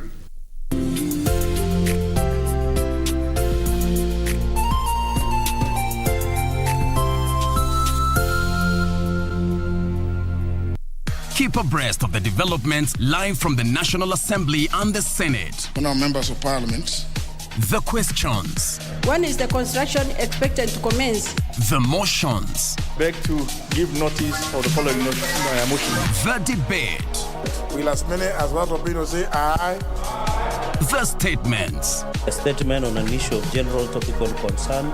The petitions. Order number 4, petitions. Stay tuned to KBC Channel 1 and Radio Taifa for live proceedings from both houses of parliament from Tuesday to Thursday. Live, uncensored, unedited. KBC, your national broadcaster. Mundos divididos por una sombra de traición. I want you to promise that you'll return the land that your father stole from me to build his hotel. I'm not going anywhere. You and I need to talk. No! If I lose my son because of your foolish pride, you'll definitely lose me too. And I mean it. Let me see it. This is none of your business. No, Get your I need hands to off see this. what this is. Said, Why are you let hiding go it of from this. me? If you try to hurt me or my mother again, we'll deliver what's in that safe to the police. Is that clear? I will never stop loving you. And do you know why? Why? Because you're the father I never had. Lying heart fue sembrando el veneno y la ambición. Forever, forever and forever, until them crown another king. Hail Selassie, forever. It's like I want 100 million. I found a good woman. I found a good woman. Run, run, run, run, run, run, just to protect my love. I wanna spend all my money on you. Show you some love, 'cause I want to. You don't call anymore, 'cause I'm still thinking about you. Have you found somebody new? I guess the rumors are true, but you don't call anymore.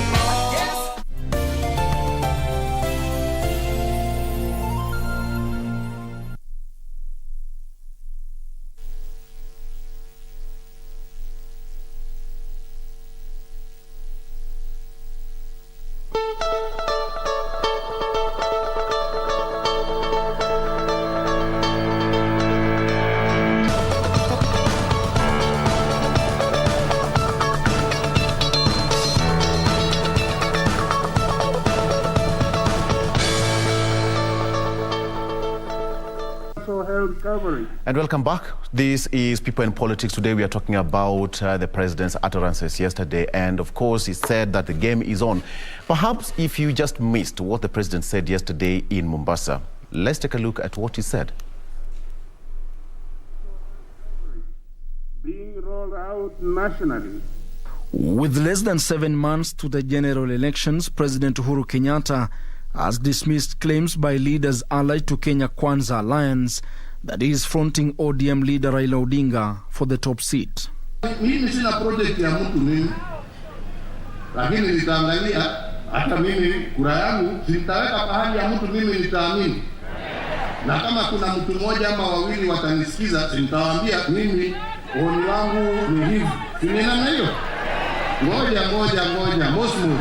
The president, who was in Mombasa, slammed politicians in his administration of dwelling on campaigns instead of focusing on the Jubilee agenda. Mimi nawaangalia tu, ongeeni tu. Semeni wote ile mko nayo muitoe kwa roho yenu, mseme.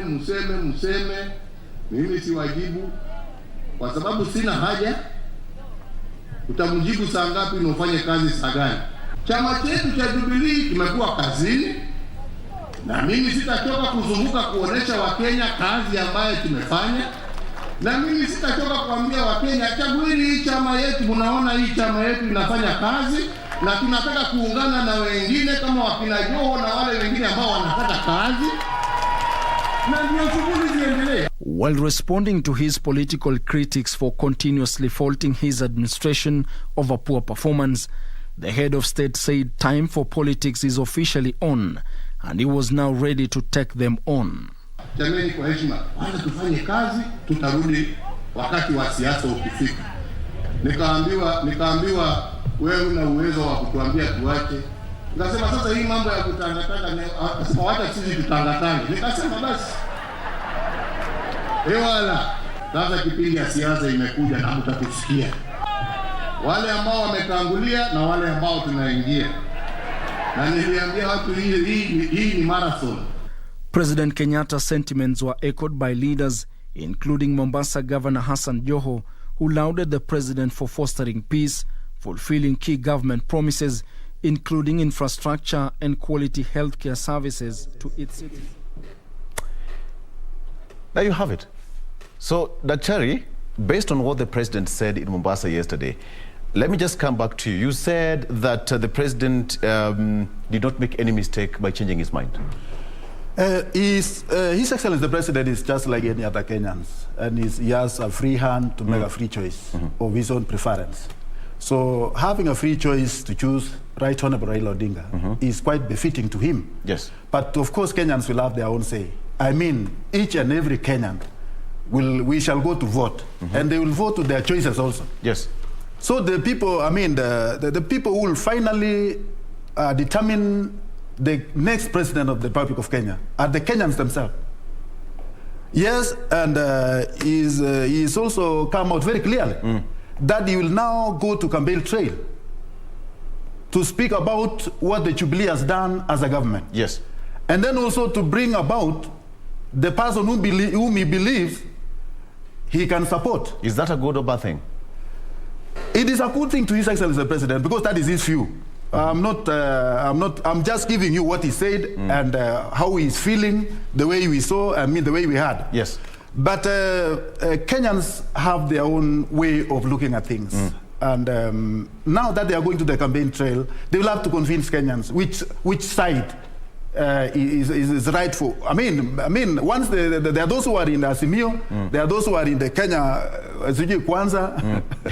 I mean, these are people who have also, I mean, they have appeared, they are bleeding to the public to support their side of the story. Yeah. But in this case, although, as we can see, His Excellency the President has shown his direction, which is no longer secret. He's going to support Right Honorable Raila Odinga, and he's going to campaign openly, and he will participate personally in the campaign, because you saw he has opened up. He said that he's going to tell Kenyans, he's going to remind Kenyans about the achievement that they have achieved as Jubilee. Yeah. So he will not be telling Kenyans by telecast. He'll be moving around telling Kenyans. And then from there, he'll tell Kenyans, look, the person to vote for this time is Right Honorable Raila Odinga. That is his mindset, as you can see from the talk itself. But what I was saying, Olo, when I say this, when I use the term "we," I'm saying those Kenyans who are still asking what really brought about a dramatic change, an about turn by His Excellency the President to support Raila Odinga after promising Ruto 10 yake. I mean, those are some of the basic questions that maybe as he goes to the campaign trail, he will also open up to Kenyans, whether this thing is personal or it is public. It is for public interest. Yeah. And that is something we are waiting to see come the days when they will now embark on the politics.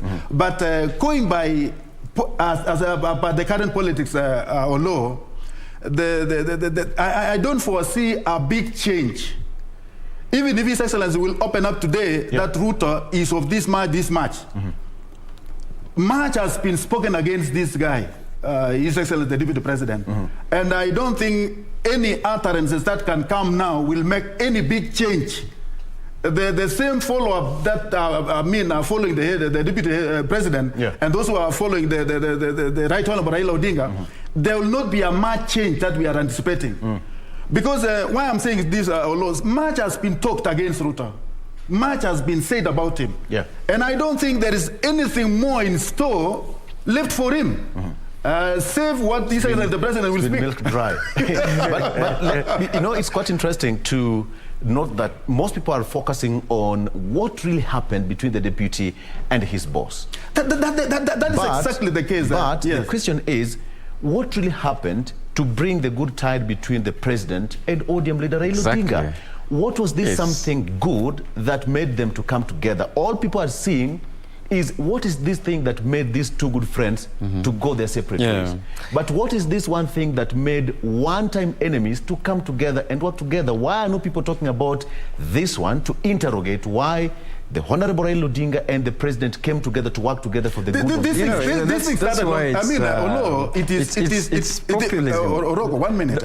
I mean, Doctor, there's something that I wanted to say. You've been talking about this issue for some time. In 2018, after the handshake, the handshake came after the last election. Isn't that true? Right. It never came before the 2017 election. It came after the 2017 election. That is, I mean, after His Excellency the President has been assured of his position or his place as the President of the Republic of Kenya. So he was no longer seeing the need to have Ruto in any case. I mean, he wants to have a new friend who will position him come the next government. That is the bottom line. In fact, when you look at the face and the movement that is going on, I mean, although you can really see that this is a deal that has been struck. Okay. I'm quite interested still to understand why it was a... No, it is a deal. Okay. It is a deal. In 2013, 2007, there was a post-election violence and conflict in this country.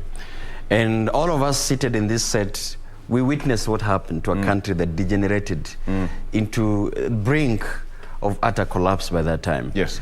2013, there were some issues about the elections outcome that was taken to the Supreme Court. The Supreme Court had its own judgment, it was settled. 2017, equally, because the country again was staring towards a halt and things were not moving in the right direction. Admitted, this is an admission from all principles. In any political principles who is right now campaigning, in one of two ways they've uttered and they've recognized that post-2017, the country was not really well. It was not in well hands.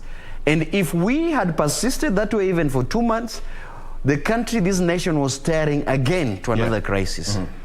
And the head of state, and I like the way you've asked that question.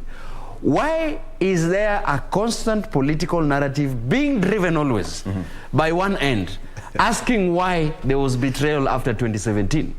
But they're not giving the head of state to give an account exactly what happens that made him to leave his dynamic duo and crossed over to an opposition leader and make deals and make hands with them and say, let's settle this and work for the benefit of this country. Right. I think sometimes, like you said, it is important, like in platforms that we have, to give an account, help Kenyans understand that indeed the reality about post-2017, even after the handshake, and remember it's in the public domain. We are talking about what is in the public domain. Just after the handshake, the first few people to congratulate the two was the deputy president. And he said very well, congratulating Tinga for crossing over and shaking hands. He said in his Twitter account, congratulating the two leaders for statesmanship. And that is something within the public domain. After that, in the constitution of BBI team, the president admitted, and the deputy president never faulted the president because the president said the truth. In the composition, the 12-member team that was there, quarters of that team was proposed by the deputy president himself to compose that team. The deputy president has not really criticized that the president lied, which means it was true. So sometimes I'm always telling you, in these political cycles and whatever we say, we lose the credibility of information. We lose the reality of information by propaganda, misinformation and disinformation. And that is why I'm saying that even as we sit in this set, it is important for us to help the public understand that in the political terrain, the only thing that matters is convergence of interest. There shall be no public interest put at hand before. No any political leader, no any presidential candidate. Ask them in the reality. They are not going to tell you whether it's bottom up, whether it's Azimio, whether it's Kenya Kwanza, whether it's One Kenya Alliance, or other political formations that are coming. Victor, I'm telling you, there is no public interest at heart. There is interest of politicians converging and diverging. And that is why they are not speaking in the same tone. Allow me to respond to this. State project. I'll come to that. I will come to I was just wanting to tell you about this misinformation about state project. I will come to that. I will come to that. You just picked my mind. Daktari, because when you see the president saying that, the body language, waongee tu, mimi sitawajibu and all that, the time is right now here with us, and the president said that he'll continue to articulate the Jubilee's manifesto projects across the country. But then he said that we will, join hands with the likes of Joho here. Perhaps he was directed because Joho is an executive member of ODM. And somebody would argue that he was speaking directly to the ODM member, or ODM party. I think definitely, Olo, the president was referring to Right Honorable Raila Odinga. He was not referring to Joho as such. Joho is one of the right-hand man of Raila. So he was showing that we are there. We are going to form a team in the next government.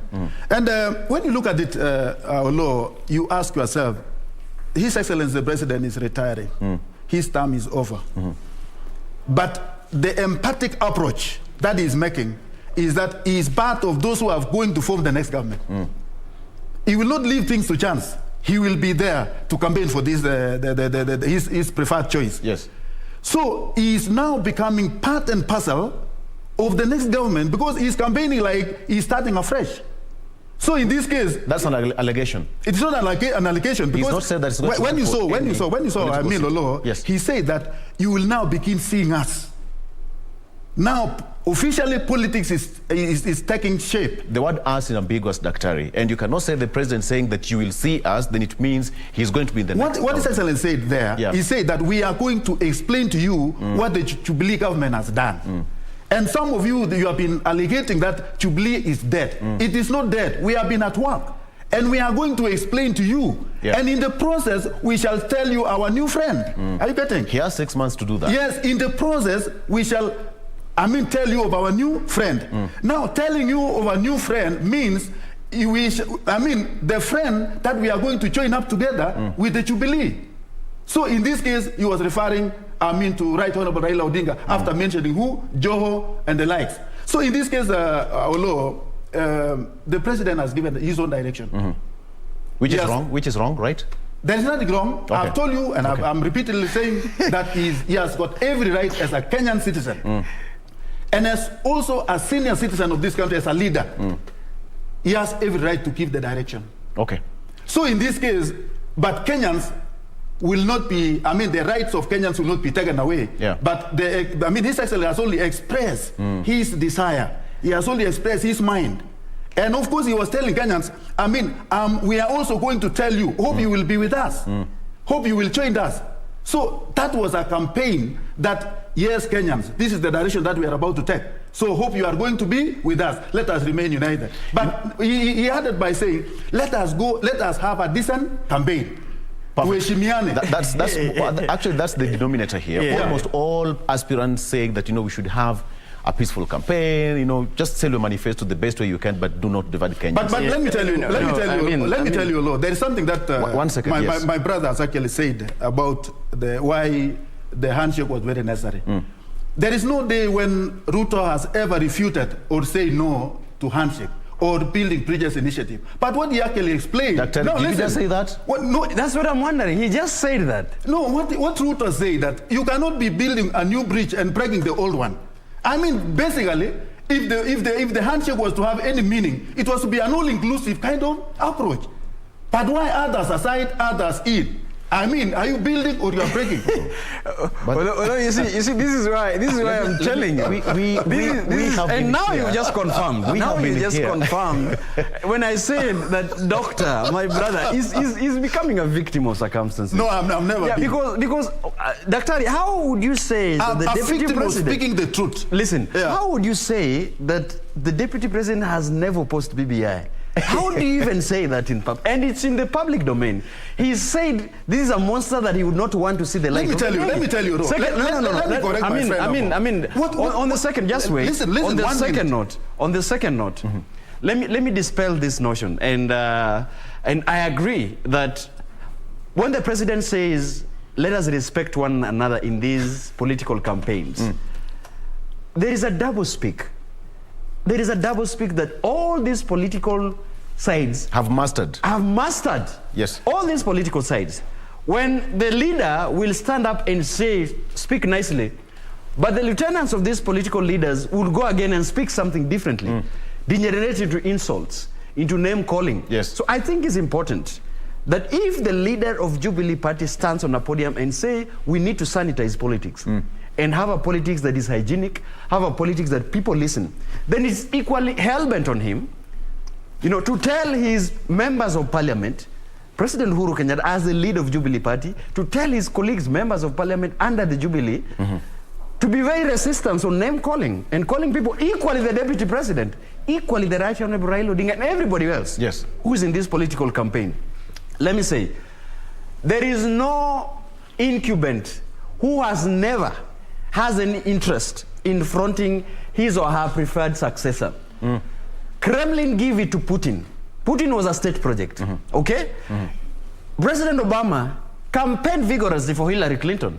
She lost, but she was campaigned for. Recently, President Obama campaigned vigorously for Joe Biden, won in the seat. Yes. Right? Everywhere. And we are not seeing an exemption.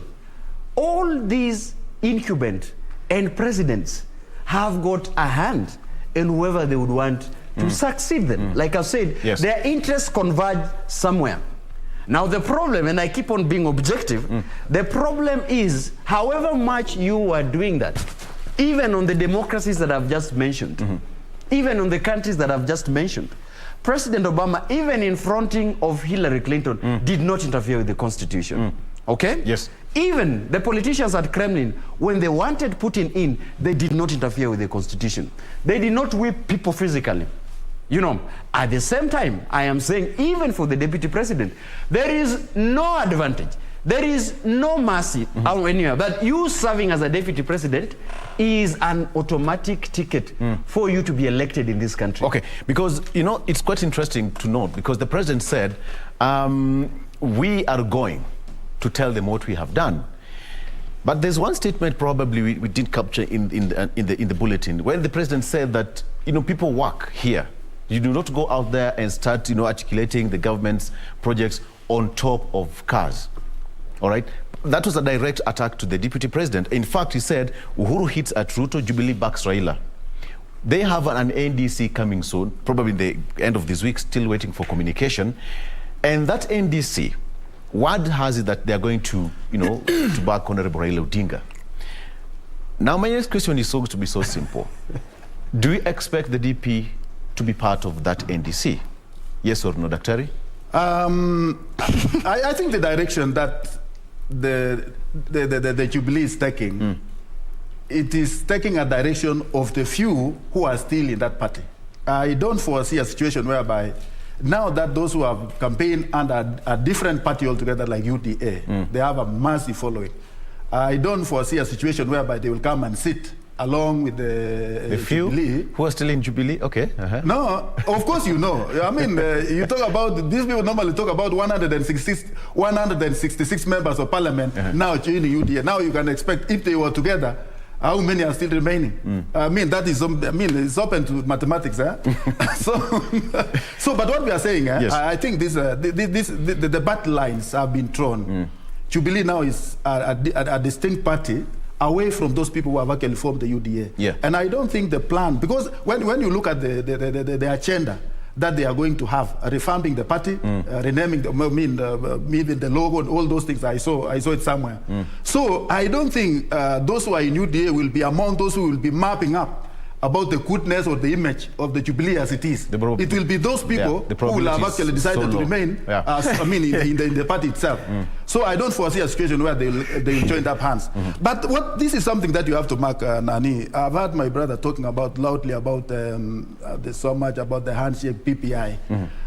You know, if you can remember, if you can go back to what we discussed, Olo, the reason why some Kenyans were jittery to the PPI is because it was never inclusive as such. Including the deputy president.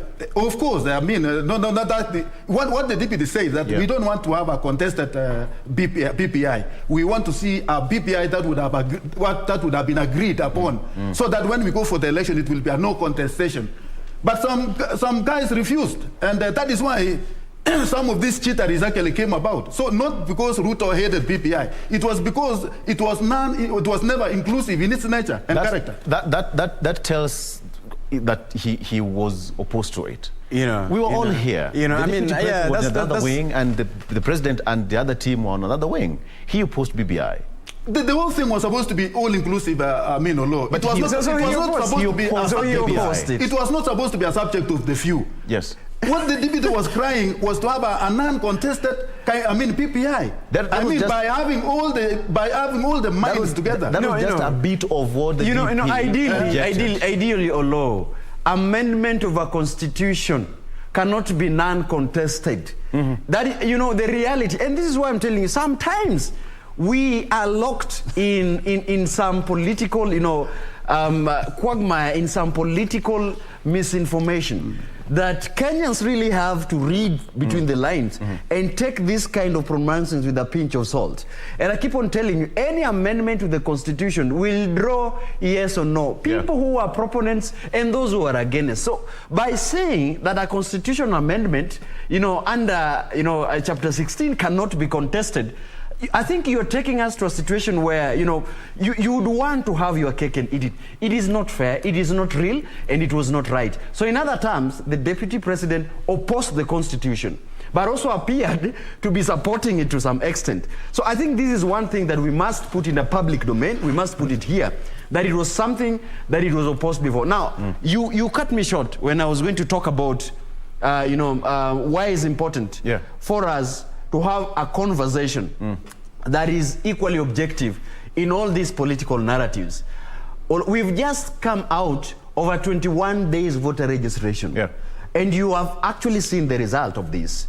Beyond the expectation of 4 million, IBC has registered 1 million, which means that the projections is 3 million less. So we are asking ourselves then, what happens to this projection? What happens to Kenyans who were supposed to be overwhelmingly registered to cast their votes during the ballot on 9th of August? That is one thing we have really to ask. Is there voter apathy? Yes, it is. And what could be the reasons? And this takes me back to even the Electoral Commission. And this I want to address because there have been an issue about the trust deficit within the Electoral Commission. Why is it that people do not trust the IEBC to deliver credible elections? Even in the looming court crisis that we have in 2017. Even in the assurances that elections are free and fair, even in the outcome of election in Juja and Kiambaa, why are Kenyans still having a trust deficit in the electoral management body of this country? That is something we have to yarn, because that is where there is, the straw always begs the camel's back. That is where the electoral, all these things we are saying about the endorsements, about the campaign, and about the NDC, it ends up into the 9th March of August this year. All right. So I think this is quite important for us to converse, because we are coming to it. There's going to be more, because right now I think there's going to be voter verification. Exactly. And then we prepare for elections. Okay, gentlemen, because we're running out of time, there is something I want us to do here today, and directly agree with me. We've had these two gentlemen for a very long time on the show, and they're brilliant minds, giving the show the life that it deserves. All civil servants and anybody else who is aspiring to be a member of parliament or to run for any political seat is supposed to resign. And we are waiting to see how that will pan out.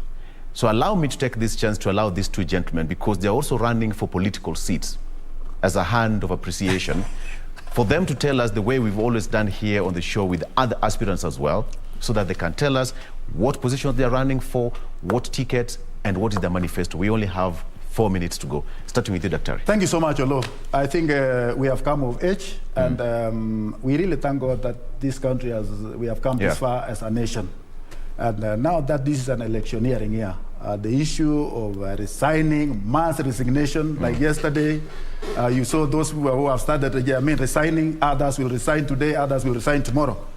I think, although, if you can remember last time when I was in this studio, I had actually declared that I was going to contest for the seat Sikowet Sohin in Kericho. My brother Roko was surprised that I'm here to resign. And I was witnessing what is happening, what has happened so far. Although I look at these lucrative positions that these guys are leaving. They are going home, these CSS and all this and that. And I had in mind that if I can get access to His Excellency the President, I'm a very effective and very law-abiding citizen. I can now occupy, instead of going there to politics, I can occupy some of these offices. So I think that is something I'm considering a law, but that is my prayer. So my resignation is not yet there for now. And if I was even to contest, I think I was going to also to highlight to you the party that I was going, but even if your case is as good as mine, the party that I was going to contest with, but I'm here to declare my stand as of now. But what I want to say and what I want to appeal to Kenyans, Kenyans, we are here in the politicking, electioneering time. We look forward to a peaceful election. We want to have this country more united, even after this election. We want to have Kenyans more, knit together, even after this election. That is my appeal, that those who are managing the transition actually must manage it in the best interest of the Kenyans, so that we can have a credible election. Otherwise, with those few remarks, may God bless this country, may God bring us together as a nation. Okay, so we can say it's to go it, so in turn of fresh. Yeah. Daktari seems not to be sure about. Yeah, he's still on the balance. But I also agree with him that there is a lot of political tantrums and changes, and a lot of coalition building, and it's equally my fate, because. And I'm really appreciative that you're giving us a platform to address probably Kenyans and their electorates. I would urge you that as we continue, there will be a day for that. Absolutely. Yeah, because it's still early. And for all of us, like I have cried, foul here, that at the national, at the bigger level of these political parties, there are decisions that are being made without the consideration of people who are vying at this lower level. And it's taking a toll on young political leaders and people who are probably at Daktari's level, where you do not have control at what takes place at NDC or the National Executive Council, but decisions are made, without consideration to how you are down here. So with all those reasons, I think it's equally important that for now we look Kenyans in the face and tell them the importance of having, according all political aspirants, the opportunity to sell their agenda. Ask them about their manifesto. Ask them about their deliverables.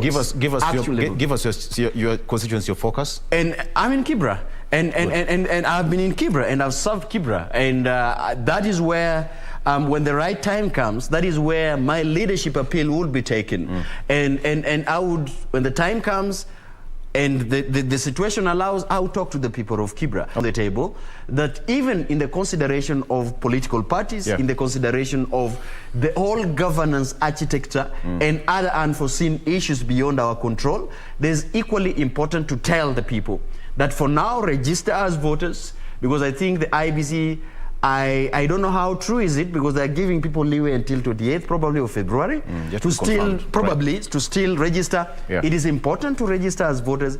It is important to, wherever you are, to conduct yourself and tell people about civic education and the importance of voter education, but equally important not to be perpetrating violence and conflicts in your respective areas wherever these campaigns are called upon.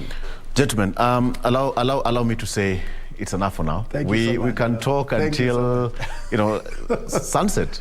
We'll continue to talk. That is our job every morning. All right. Thank you so much for joining us, Dr. Rotich and Daniel Orogo. Thank you so much. Said, always a pleasure. All wish you all the best. Brilliant minds every morning, giving you what you need to know on people and politics. All right. Let's take a break. When we come back, Jane has a very, did I say very interesting discussion? Yes, I did. We'll be right back.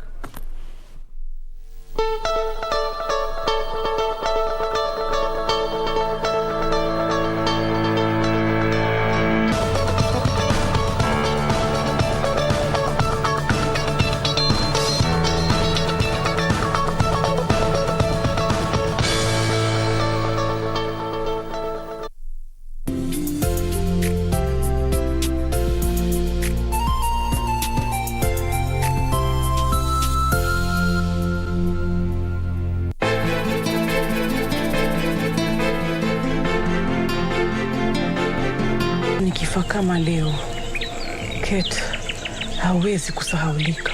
You naughty girl. Just chunga asije akajua ukweli. Hakika kabisa na yale ambayo unaniambia saizi. Unadhani mimi naweza kudanganya kwa hilo? Una hakika nikiingia akilini mwako sitaona lolote? Ama kweli wewe ni damu yangu? Kwani uko na tashwishi na hilo? Alafu onaje? Hii nyumba yote itakuwa yetu. Naona laana babangu ishakuingia wewe.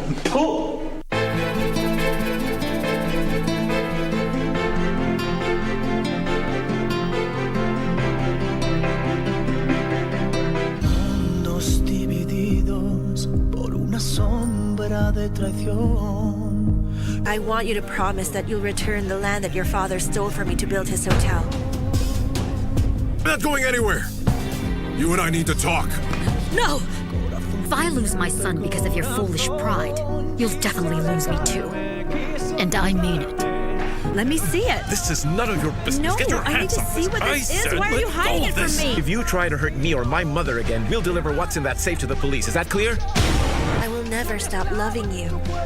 And do you know why? Why? Because you're the father I never had. Lying heart. Fue sembrando el veneno y la ambición.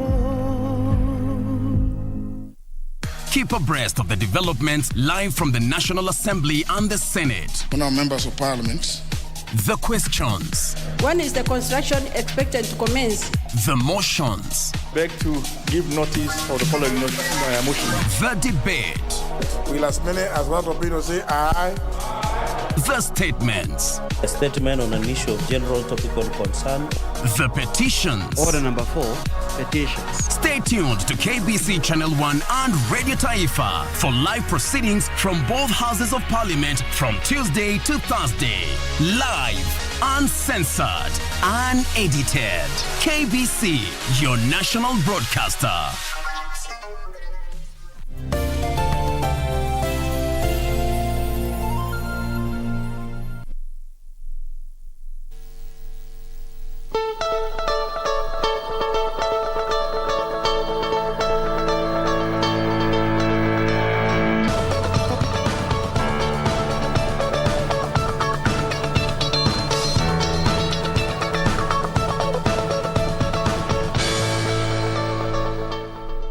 And welcome back. And before we get to that interesting conversation on the other side by Wamboi, how about we quickly look at how the roads are looking like? And let me just run you very quickly on what our focus today is. This is actually the third section of phase 3 of Ngong Road, which has stalled a bit.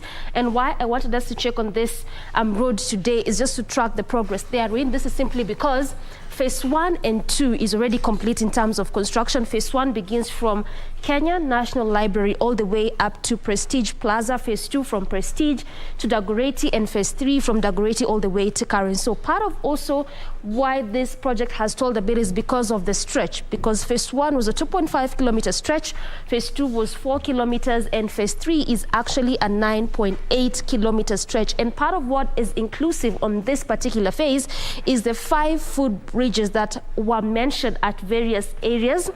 This is just specifically on phase 3 of Ngong Road, as well as different other amenities such as pedestrian walkways, cyclist lanes, traffic lights, and traffic signals. As I mentioned, phase 1 was complete in 2017 and phase 2 in 2019. So it only meant that phase 3 was supposed at least to be done by sometime 2020 or 2021, but that didn't happen. So that latest update by Kenha, which was done in August of last year, is what revealed that there's still underway, and at least so far this is how it is looking like. So it just simply means that the project, is much as it has stalled a bit, it's coming along well, because looking by what we are seeing is basically it's nearing completion, and part of what is remaining at a larger aspect is the non-motorized transport system, inclusive of pedestrian walkways as well as cyclist lanes. Now all of that is what has resulted to the heavy kind of traffic, especially as you leave areas of Ngong Road coming all the way to Karen, because this is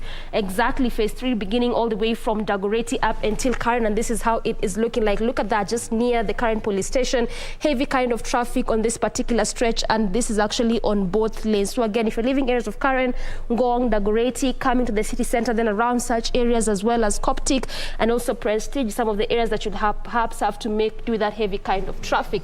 So that is how it is looking like this morning in terms of traffic. And also there is an update as far as that project is, in terms of construction process.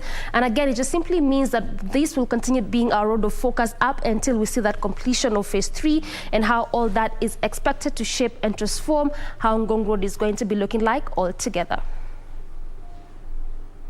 All right, thank you for that, Doreen. We now move on to the next segment, and this is in line with what we are marking today, being the 8th of February 2022. It is also Safe Internet Day. If you didn't know what it's about, well, you are welcome to be part of this conversation. We are still using the hashtag Good Morning Kenya on Twitter, so if you have questions or comments, or you are just seeking clarification, we welcome you to be part of this conversation. To me, your hashtag Good Morning Kenya. Our official station handle is at KBC Channel 1.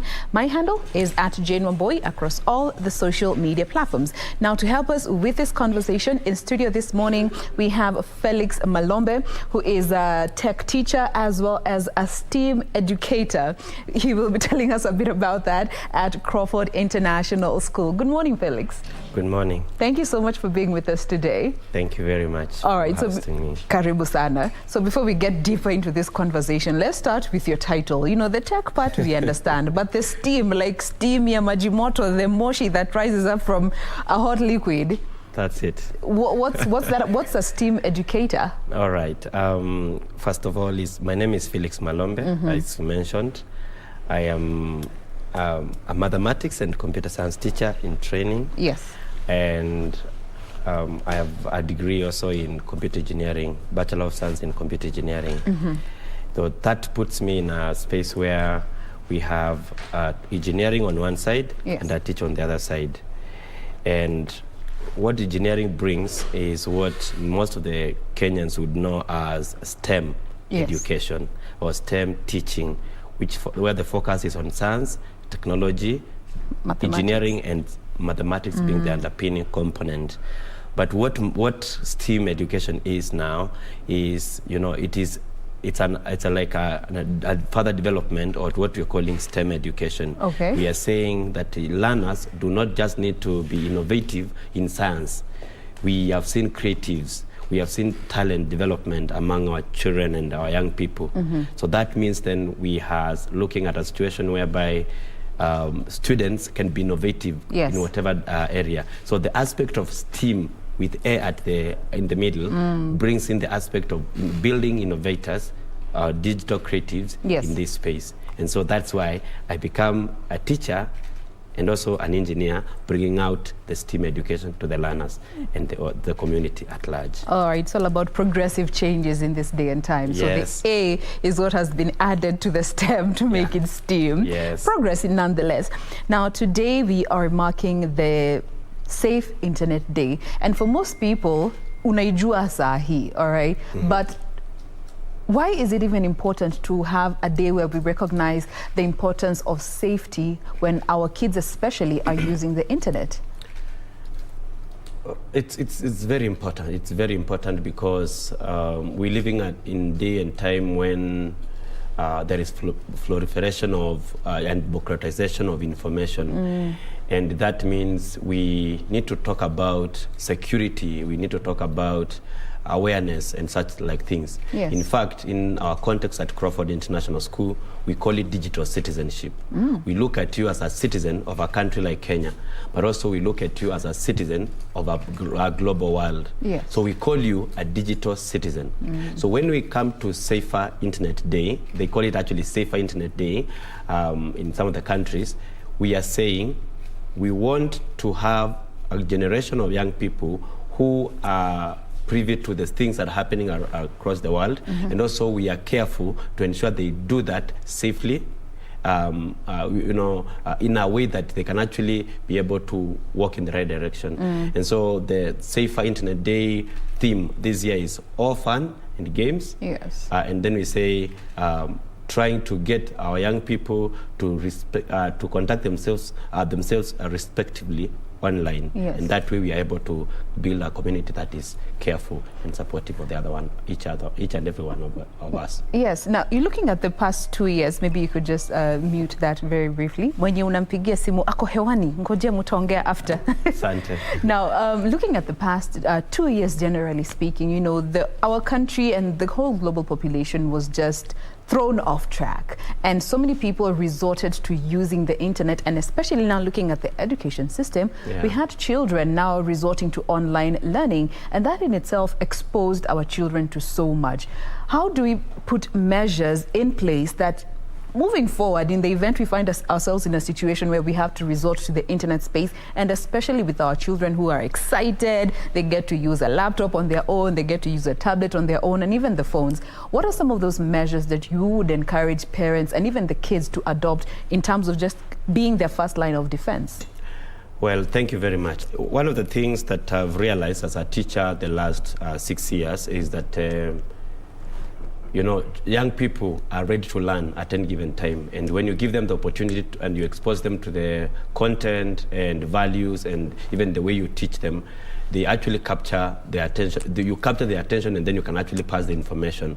But it's not enough. Today, we live in a world where children actually can even tell you, they tell you more than you know. Yes. And like you're saying, the pandemic actually gave us an opportunity for us to look at things differently and even expose our learners and even our teachers and even the community at large to the digital space. I want to say this, even before the COVID pandemic struck, Kenya has been rated as one of the leading countries in Africa because of mobile penetration. And that gives us an opportunity to, to be leaders in our continent and also in the world, in the way we conduct ourselves and in the way we build our population. Yes. We are told also, according to, the research done by various organizations around the world, World Bank involved, that the population of Africa is going to double by 2040.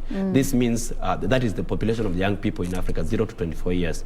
While the other countries, the populations are plummeting. For Africa, it is doubling. So it means that if we do not engage and support our children, even in the digital space, then we are going to have a situation whereby crime will rise, and even a community that we're going to build is not going to be self-sufficient. So this opportunity that we have right now of using technology and exploring the digital space, it's a good thing for us. But what we do about it is very important. What we do about the same thing, around the topic is very crucial. And I'm saying one of the things that we must do, from the government to private sector, from schools to parenting at home, we must start early. The first thing is to start early. But what are we starting? We are starting having conversations around the digital footprint. I'm using a big word here, footprint. We normally talk about how you walk and when someone can follow you. Yes. The same thing is happening, is replicated in the digital space. So we call digital footprint the way we walk, the way we conduct ourselves online. We are building, a path that people can follow. And, we must then start at an early age. My daughter, who is 4 years today, 5 years tomorrow, is, it's already exposed to so much technology. Yes. COVID came. She was in grade kindergarten 2. Now she's in kindergarten 3. When it started, she was starting school. She was there. She has done 3 years. So we were actually introducing her to education in what we call KG1 at Crawford International School, and giving her the computer meant that she will need to navigate her way all the way to Teams. But as she does that, sometimes she opens YouTube for Kids, which I've set up for her, because that is a space a parent must do. As a parent, you cannot just release a phone to a child. But that's what most of us do, we have tech time because, as a parent, you have so much to do. You need to go to work, you need to prepare a few things in the house, so you give them a phone. So that they can stay busy. Where do you want to keep busy? I need to do these things. That is it's okay, you can do that. But I'm telling you, in fact, you will find that people actually talk about technology much. They don't even expose their children so much to technology. Yes. Why? Because they know the adverse effects of all that. There is research that has been done talking about what exactly will happen as you expose children. But what I'm saying, my point today is, when you're giving children opportunities to use the digital space, whether you're giving them to maybe watch something or that, you need to put some regulations for your own good and as a parent. Yes. But most importantly is to start conversations with the children as early. Let them know this is something that is going to last over a long time. Number 2, as a parent, as a teacher, even at schools, we must start that discussion. It's not a discussion of dads or a discussion of moms or a discussion of science teachers, of agriculture or of Kiswahili. It's a discussion of everybody. As an adult, you have the opportunity, the perfect opportunity to model behavior, to lead the next generation into a safe space when it comes to online content. And I'm saying this even as when you go to what we are airing right now, you find people giving comments down there, and you wonder, so is this the parents who are, doing this and giving these comments? What shall we do? So we are saying you must be able to start early, you must model behavior, and always as parents, we must always, reassure our children that in case of anything going wrong, we are here to support them. Okay. Now, you talked about the digital footprint, and this is something that so many people take for granted, or because we know the internet will never forget, but it's still something that people haven't really understand the weight that it carries. We are living in a time where impersonation has become the order of the day. People just post anything and everything on the social media platforms, and we even see recruiters now looking at people's social media platforms. How would you encourage those that are watching us today, from parents to the youth and even the children, on protecting the content that they put out there and consequently avoiding unnecessary trauma and dangers that come with that? First of all, let me start with the schools. I believe the government is doing what it can to, to see to it that we expose our children to digital literacy. Yes. But I'm calling out, if it's possible, let's not just settle for digital literacy, which is about parts of computer, which is what is taught in school. Coding. That is not enough. Yes. In fact, I have 5 things that I would want to say schools must embrace, and I can lead, and government, the TSC, the Ministry of Education, they can go to, so that we can actually navigate this path. If we are going to start early at home, which is a good thing, the school is the one that now supports our work, to build on what we have taught at home. And also, we can say that when it comes to school, also, school and the teachers cannot be the only people who are doing it. Parents at home must come back and also strengthen what we are saying. Yes. So what I'm saying is that there are 5 things that we must train from an early age, for children from 4 years going up all the way to 18 years, especially that part. And with number 1, we say, we're using something called DigiCit Commit, which is a digital citizenship commitment for all people, for parents, for students, for children, anybody. The first thing that we say in digital citizenship commitment is be inclusive, where you're saying you are going to be respectable and, in the way you accept other people's viewpoints and opinions, online and even offline, because that's what we do offline, in person. But online also you do the same. You be inclusive. And this is where people talk about, don't cyberbully people. Instead of using negative words like cyberbullying and anti-bullying and all that, we are saying be inclusive. That is the first thing. Number 2, after you be inclusive, if you accommodate people in online community, you have chance that you're going to get fake news. You're going to find information that is not, factual. And so you need to actually be informed. And in being informed, you train young people from a school perspective on how to be, contact themselves in a way that, they understand they are going to get fake news, and so they need to be trained on how to verify. There is a lot of content. I will talk about that as I conclude. Then the third thing is about being balanced. We're seeing a situation where children are going into the bedroom, hiding under the blanket and using their phone. Yes. They are doing... some of them are watching anime, for those who are teenagers. Some of them are on, what we call... they are in Fortnite, but on phone, you think it's on laptop only. Yes. They are on, Among Us. They are Googling, they are playing all the games that they want to do. So you need to actually train your children. Start the conversation about these competencies. Being inclusive, number 2, being informed about fake news, being balanced now on the third one, where they actually manage their time well. They set priorities on what time they can spend, and that helps you with screen time. Even in the advent of COVID-19, screen time is a big thing. If you don't manage it, if you don't balance screen time, you are raising a very aggressive person. It becomes a problem. It is actually, there is research that shows that aggression develops in our children, especially for boys, but even for girls, And then the fourth one is the aspect of being alert. Okay. That in case something goes wrong, in case someone actually insults you, how do you conduct yourself? Just like at home, teachers must build that capacity in our children. Yes. And the last one, which is being engaged. Now, this is where I say we can use technology. Some people tell me technology came to Africa at the wrong time because people just go to Facebook and say things. But other people on Facebook and they are making business. Yeah. So we are saying get engaged. Use technology for good. Train your children to start making apps right now. Children in other countries are making apps at 9 years of age. We can do that. At Crawford International School, in fact, what we have done, to engage students in using technology and 21st century technologies for good, we have introduced what we call a STEAM space, a Go Lab, where we say we go beyond. We say we switch on bright minds.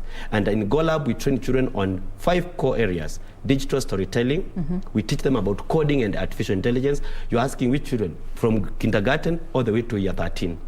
While the KGCSE curriculum is being run, and this can be done in any school, even in our village school. That's what I'm thinking. I've been trying to find how do I get something to go and invest in my primary school. Yes. You know, use technology for good. Get engaged for good. If you can do that, the flaws, the fears, the concerns that you have are going to go away, because the children know they go to my laptop to do a coding game. They go to to their laptop to create a digital, a 3D model in creative design. They go there to do robotics. Get the children, get what we call not just hands-on activities, but also hands-on, where they can actually connect with the problems of the world. Okay. And that is what STEAM education is about, in support of digital citizenship. So having a purpose as we also expose them to some of this digital platform. Yes. Now, as we bring the conversation to a close, today, once again, is the Safer Internet Day. And the theme, as you mentioned, is all fun and games, but now exploring respect and relationship online. How would you encourage our viewers to go about marking this day in a way that is significant? Some of the activities that they can engage in, parents with their children, the teachers with the students and pupils at school, to just in honor of this day and some of the activities they can take on. The Safer Internet Day.org, which is an organization in the UK, and it's actually spread around the world, marks this day as a very special day. Yes. Especially on the aspect of respect online. You know, the way I'm talking about being inclusive. How are you inclusive? One of the things that we must do is information. We must share information, awareness. Let's let people know that there is something that is happening around the world, and it's focusing on how we conduct ourselves online. For schools, every school today would have done this amazing thing. But if you have not done, this is just the first lesson today. Yes. I'm going for my second lesson in a few minutes. I'll be starting the lesson with Safer Internet Day. And I'll be saying, are you inclusive? How do you conduct yourself online? Teachers have an opportunity, subject teachers and also, both subject teachers and also classroom teachers. Head teachers need to do an assembly on that, just to, pass the information to the learners so that you elicit a discussion, you elicit a conversation. Then for parents at home, there is a lot of research and a lot of materials that I can share on that they can actually go to, read about the same and share with their children. Maybe today is the day that you say, once in a fortnight, we always have a digital conversation. Maybe today is the day.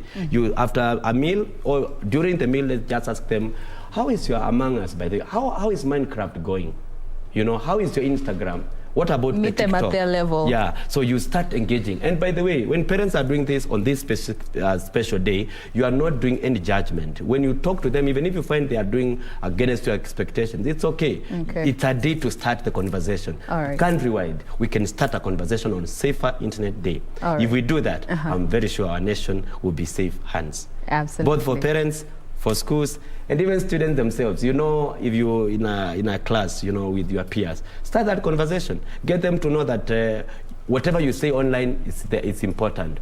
I reminded of a story of someone, a friend of mine, Patricia Njoroge, when she posted something about Facebook saying Nairobi National Park should be done away with. And then now it brought issues like that. Yeah. Later she would be appointed in the board, and then people will actually go and pick that and say internet does not forget. Then they will actually attack her.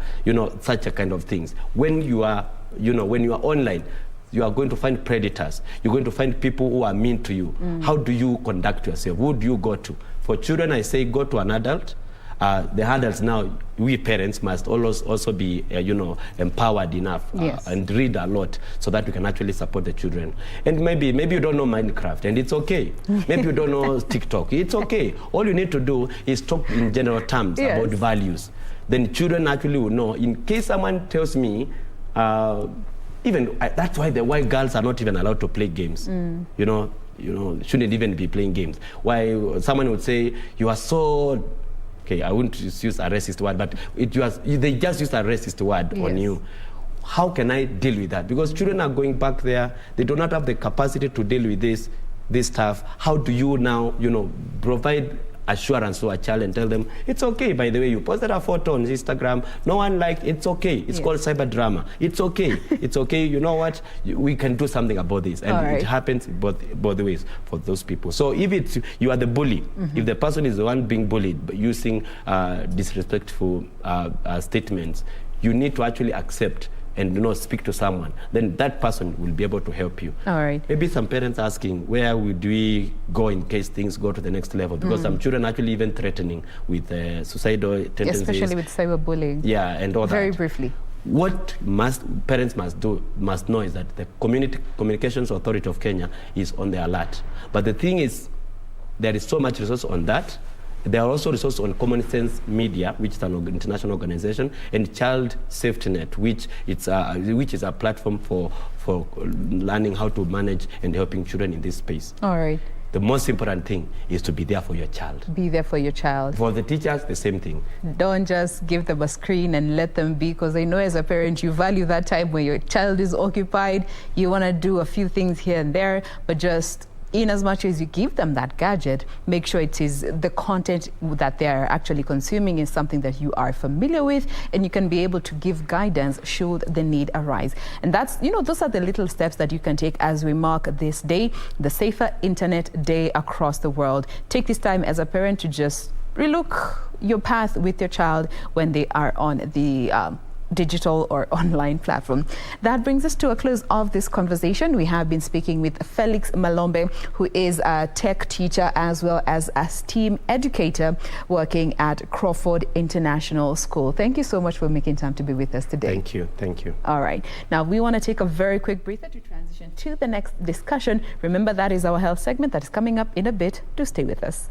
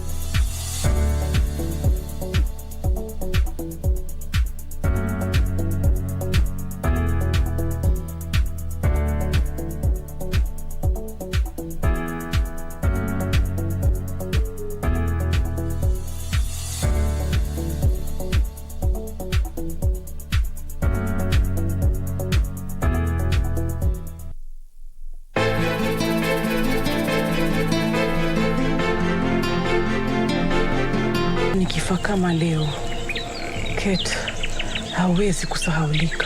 You naughty girl. Just chunga asiyetoka akajua ukweli. Hakika kabisa na yale ambao unaniambia saizi. Unadhani mimi naweza kudanganya kwa hilo? Una hakika nikiingia akilini mwako sitaona lolote?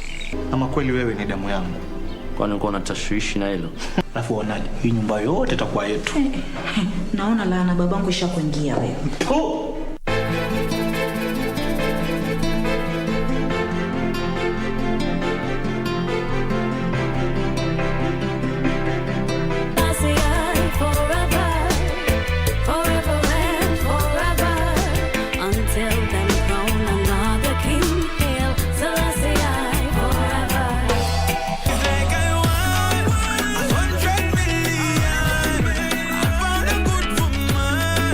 I found a good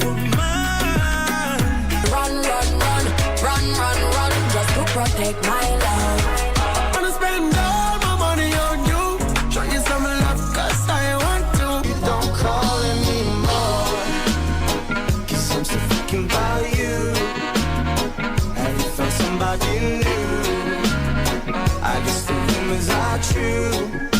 You don't call anymore.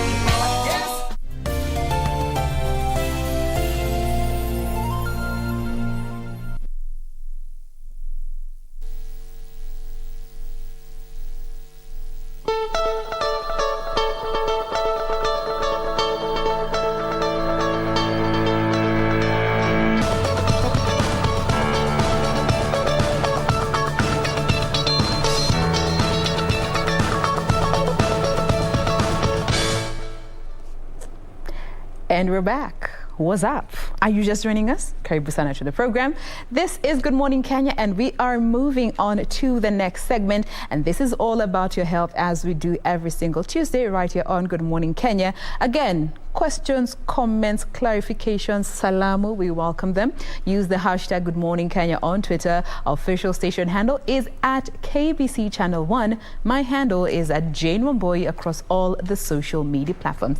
So today we will be talking about metabolism.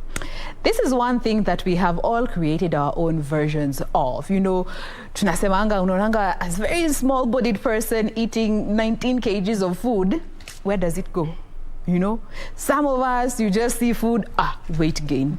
What it really is metabolism. We go around saying, hey, me, I have high metabolism. Me, I have low metabolism. That is something that we're going to be discussing just now to set the facts straight, get to understand what metabolism is, what metabolic balance is, and how you can, you know, make it work for your body as opposed to, you know, being depressed, comparing yourself with other people when you go about misinformed. All right. So to help us with this conversation today, we have Prishita Vora Shah, who is a metabolic balance coach, as well as the CEO of White Oak Medical Center. Good morning. Morning. How are you? I am well. Thank you so much for making time to be with us. Thank you for having us in the show. Are you on social media? Yes, I am. How can our viewers be able to interact with White Oak Medical Center or Prishita Vora Metabolic Balance. Fantastic. So you can send questions to her if you feel you're not comfortable sharing on this national platform. So let's start with the meaning of metabolism, metabolic balance, all those big words that we tend to throw around loosely, not really understanding what really they mean. True. So Yes. basically this is the basics 101, right? Yes. So metabolism is just how fast your body is going to burn its fat. Okay. And metabolic balance is a lifestyle change. So metabolic balance works, it's not a diet, it's not a fad lifestyle. It's basically a way where we reset your metabolism and your hormone levels for your most optimal self to lose weight. Yes. Based on your body. We just don't make you go, hey, let's go to a bariatric surgery and make you drop like 20 kgs in a month and have all that loose, saggy skin. No, this is gradual, good weight loss that's happening. So basically how it works is that we'll take your blood, we'll take your measurements, we take your medical history and your dietary preferences, and then we generate a whole plan for you. Now the blood will even cover things like your liver, your kidneys, your thyroid, which is one of our most important components that helps us gain weight. Because you've heard a lot of people saying, hey, I'm hypothyroidism and I'm gaining so much weight. Yes. So metabolic balance even helps control that as well. People with PCOS, people who have been trying to become pregnant, who have been really struggling. Metabolic balance helps get rid of PCOS as well. I mean, work from my own journey. I had heavy PCOS. I was really trying hard to conceive as well for a couple of months. Then I learned about metabolic balance.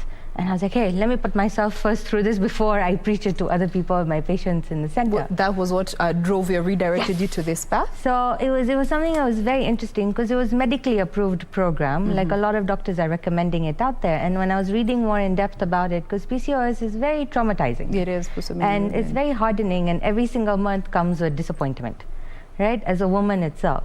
So when I learned about PCOS, went through metabolic balance, tried it on my own self first of all, and I was like, wow, this is working. My ovaries are getting better. Yes. And praise baby Jesus, June we got pregnant. So that was exciting. It took me 6 months, but I was able to reset compared to some people working for years trying to do all that. So that's how metabolic balance helped me. Just like millions of people out there, it's helped people with cholesterol, with diabetes, with people who are paralysis and they have difficulties with physiotherapy because they're so overweight. Yes. And their knees are giving way and all. Metabolic balance helped them lose that weight, get their lifestyles better, So they were able to perform better in physio. So we've had patients not just, hey, I need to lose weight, I need to lose 5-10 kgs just to look good. Yes. We're people that even coming from medical sides and be like, look, I need help. And I've tried everything in my power, and now I think I'm ready for this part of my life. So that's how they're coming in. And that's how metabolic balance works. It's medically, it's a wholesome program that's meant to be there for you to create your most optimal self itself. Now, you've mentioned a few other disorders that are tied to metabolic balance, but from what you have actually experienced and seen with the different individuals you've interacted with, what are some of these specific disorders that you have found to be having a direct link to metabolic imbalance in the body and consequently them manifesting in these particular conditions and disorders? Diabetes, cholesterol, blood pressure, hypo or hyperthyroidism, kidney disorders. I've had patients, PCOS, like I just said. Yes. So these are the patients that I deal with mainly, that keep coming to us for help and assistance. And metabolic balance helps them get better. It's improved the cholesterol levels. I have had patients that are now taking half the insulin like they used to because just changing and tweaking a little bit of their lifestyle. Yeah. I'm not telling you go run a 10-kilometer marathon or hey, eat like salads for lunch and dinner only. No, I'm giving you delicious foods to eat. So people are and a lot of food. Like a lot of those diets out there or like programs are like, hey, eat like this much food and then expect yourself to get better, and then people end up starving. So this is what metabolic balance does. We give you a lot of food, we give you delicious food, and then we make sure you stay fuller longer. And plus you're eating 3 big meals a day, yeah? Like some people... Contrary to what people are told, you're just supposed to have 1 big meal at the start of your day, then middle of your day, slash it by half, then evening, eat a quarter of what you ate. Or intermittent fasting as well. So poor people keep binge eating and then at 9 o'clock at night because they're like, hey, those crisps look pretty darn tempting at that time of the night. But no, we make sure you eat 3 big meals a day so your insulin level never drops. All right. Because the whole point is to make sure there's no insulin roller coaster going on. Because if your insulin drops, you're going to get hungry. And the next thing you're going to see is, I'm not going to go make a salad for myself. Instead, I'll see that packet of crisps, I'm going to eat that. So we make sure we maintain those levels of insulin throughout the whole day.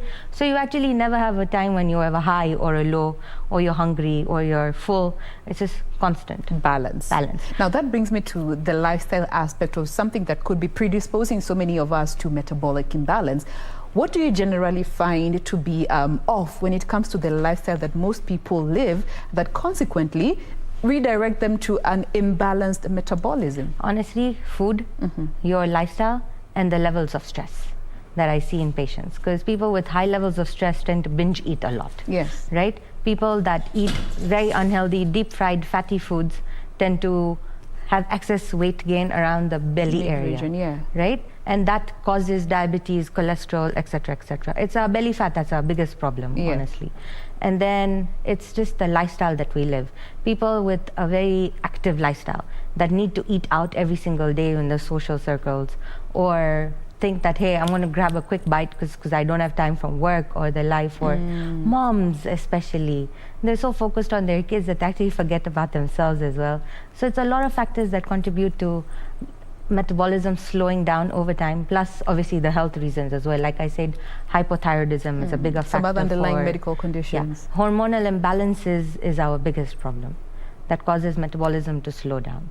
And so, is that more particularly so in one gender than the other, or it's just something that cuts across board? I've seen it across the board. Okay. I've actually seen more men suffering with this issue. Oh, wow. And the good thing is now, 2022, they're coming out more.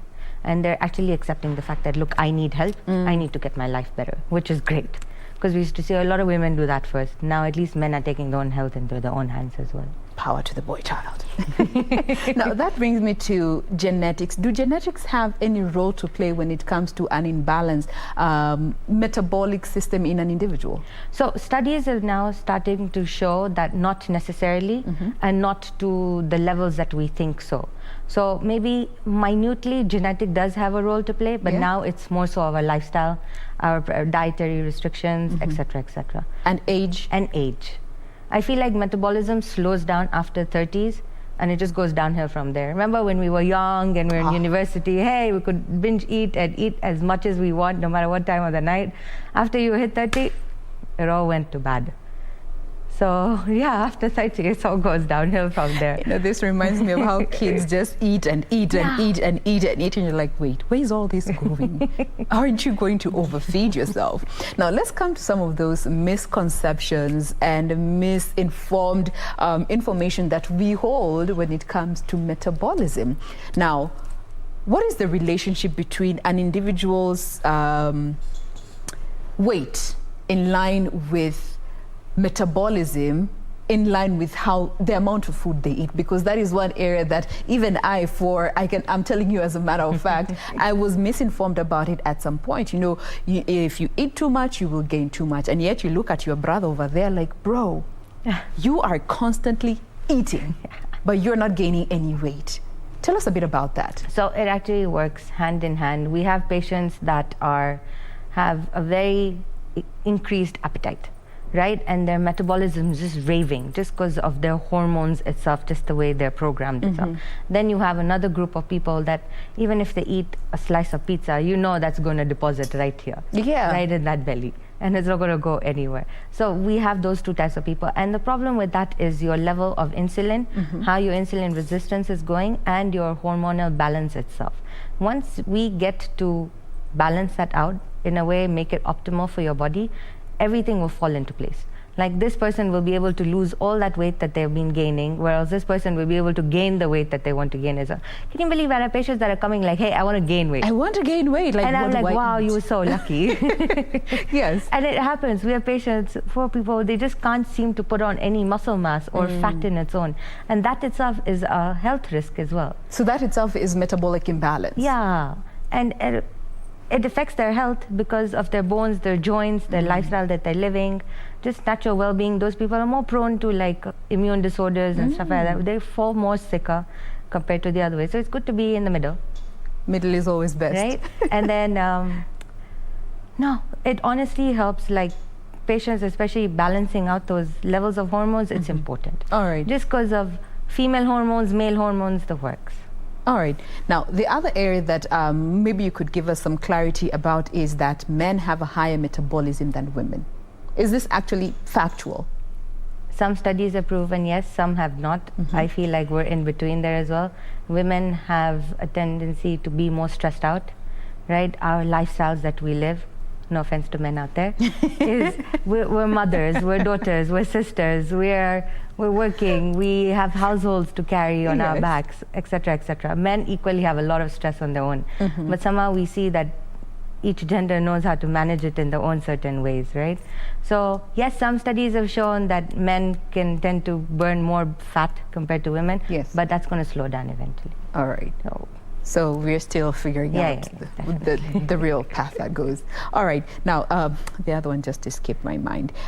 Yes, there we go. About dieting and keto and intermittent fasting to help balance your metabolism. Honestly, I would never recommend any of those three. Why? It's important to eat food throughout the day. Some people say, hey, 6 small meals a day is good. I say, fine. If you're happy with that, go for it. I would say 3 big meals, breakfast, lunch, and dinner are important. There's some people that say, hey, look, I don't need to eat breakfast because then lunch and dinner I'm good. And then some people have read studies where it said, if you skip breakfast, then you'll actually lose weight compared to when you're just eating lunch and dinner alone. But that does not work in the long run. That's not sustainable, right? Because if you skip breakfast, best believe it, for lunch and dinner, you're going to be really hungry. You will compensate for it. It. And then you will find the next easiest thing to eat. And that's how people end up gaining weight, especially when they're intermittent fasting, keto, etc. And keto and metabolic balance is different in so many ways. Metabolic balance will tell you, look, make sure you have a whole bunch of protein in your meal, some carbs, which can be your veggies, these rye vita. We even allow bread as well. We even allow pasta. Like, which plan have you heard that says, hey, carbs, pasta? Excellent. Good to go. No, but metabolism will allow you to do that. We even give you fruit as a dessert, milk, yogurt, fish, cheese. Can you believe it? I'm eating a pizza as part of my dietary weight loss program. How exciting is that? So no, that's what I mean to say. When you look into the metabolic balance area, it's delicious food, but yet you're losing your weight. So how it basically works is like phase 1 would last for 2 days. Yes. Right? And in phase 1, we'll give you Epsom salt drink, just day 1. So you're just cleansing your body for those first 2 days and purging all your cravings out, right? And then phase 1 is the only time when I'll say, please just eat soup and salad, please. That's the most boring part of your meal. Then you start with phase 2. And phase 2, can you imagine we tell you not to exercise? You will end up losing more weight. It's not a scam. Can you imagine? It's not a scam. That's the first thing patient will be like, hey, so I don't need to exercise to lose weight. How does that work? So you actually end up losing more weight if you rest and if you relax, which is unbelievable, right? And then in phase 2 is, again, now you're drinking water, you're having apples, you're eating big meals, no exercising allowed, no caffeine, but some people are addicted to tea and coffee, so we're like, fine, you can do black, it's okay. And then phase 3, now I even give you a cheat meal. So 1 hour, once a week, eat as much as your heart can fill, right? So like I've had patients be like, hey, I want a pizza, I want a Cold Stone, I want soda, I want all this, and then just binge eating everything. And you'll still continue losing your weight so nicely. So when it comes to another myth, cutting out sugars completely. No, I would never. Because that is also something we are seeing even trainers telling people, you need to cut out sugars completely. But then some people will end up getting lows, right? So sugars can be coming in so many different forms. You have it in carbs, you have it in fruits, you have it in milk, you have it in yogurt. Every food group that you're eating has some sort of sugars in it. So I'm not saying, hey, go eat a Cold Stone because you'll be depriving yourself of that or you get a low. But look, you could make yourself a fruit smoothie with the fruits that you're allowed, like mangoes and apples and papayas and strawberries, etc. So it's about finding the healthy alternatives as opposed to cutting out a whole category of foods. Absolutely. Which is where so many people go wrong. And remember, like I told you, you'll be allowing yourself like cheat meals a weekend, etc. So yeah, go eat that Cold Stone or the soda or the Diet Coke that you're craving so much. No, absolutely. So we don't say, hey, metabolism should deprive you of complete living. No, not like other diets out there. All right. Now, so maybe somebody is watching us today and they're wondering, okay, so how do I know my metabolism is not balanced? What are some of those symptoms that start to manifest that could be pointing to an imbalanced metabolic system in you? I would say if you're starting to get a lot of lows, right? If you're feeling very hungry all the time. Some of us are always hungry all the time. Stop pointing fingers. Food is such a big factor, right? And then if you're feeling very lethargic and tired throughout the day, I feel like maybe it's time to now go see the doctor so they could run their background on you and see what's going on. Because you could have other medical reasons why you are experiencing this. Could be an underlying issue of diabetes or cholesterol, something that you have not known out there as well.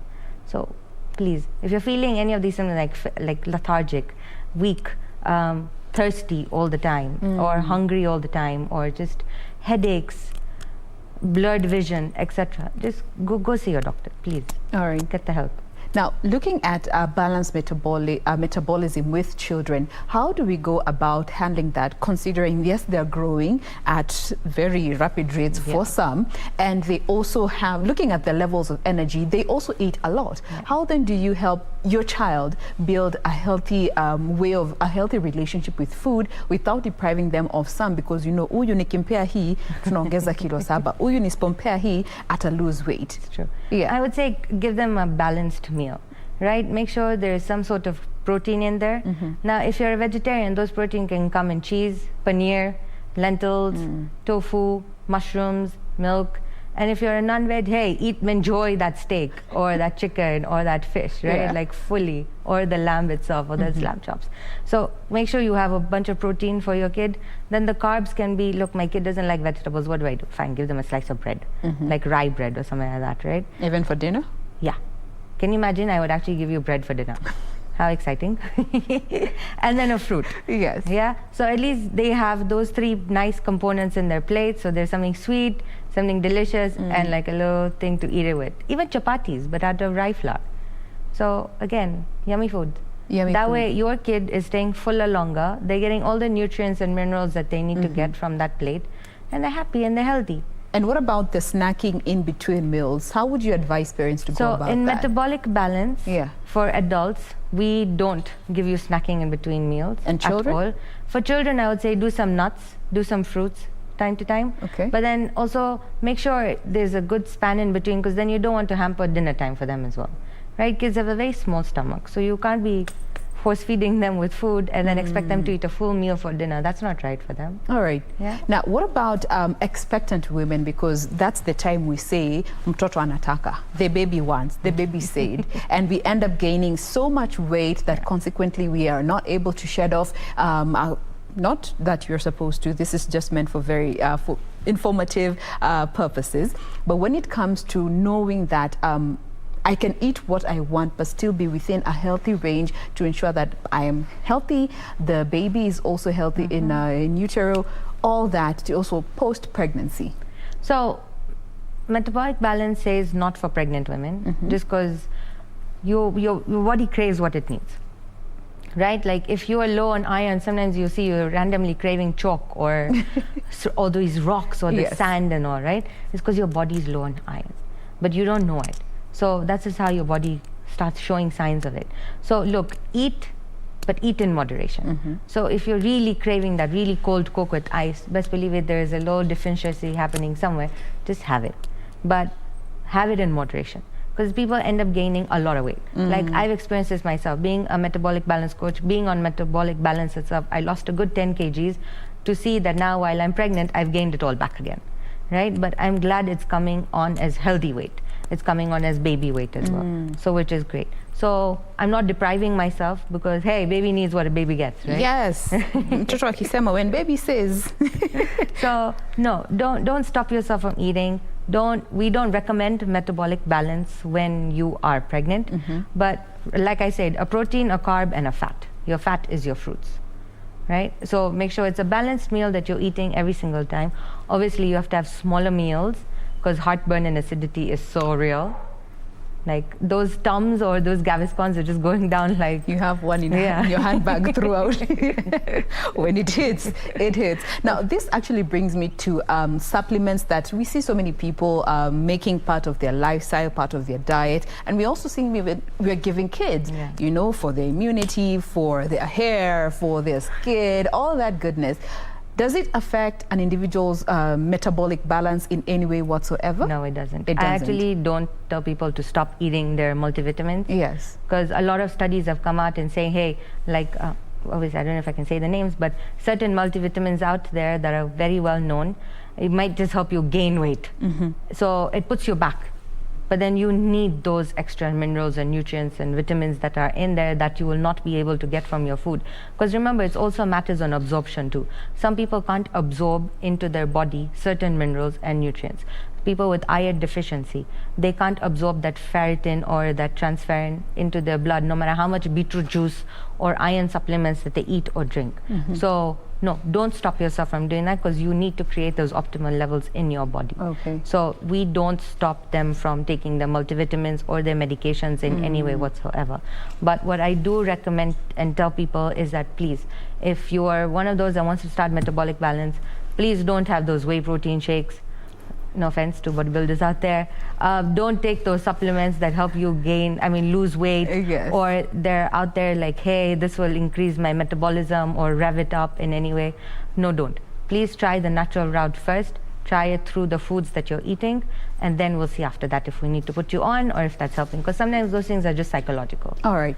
So somebody is watching us and they're like, okay, so how do I reset my metabolism? How do I get started? Because trust me, I have seen people saying, I need to detox my body. So what do? I saw this video on TikTok. You squeeze a lemon and some coffee and warm water, first thing in the morning. Take that and your digestive system will thank you.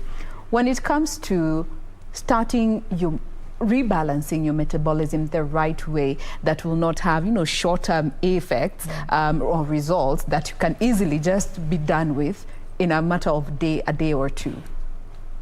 Those are fine. Those are herbal drinks.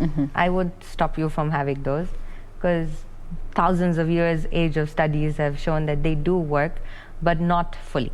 They're not long-term and they're not long-lasting. You probably end up getting acidity from all that lemon that you're having in the morning, that water. First thing.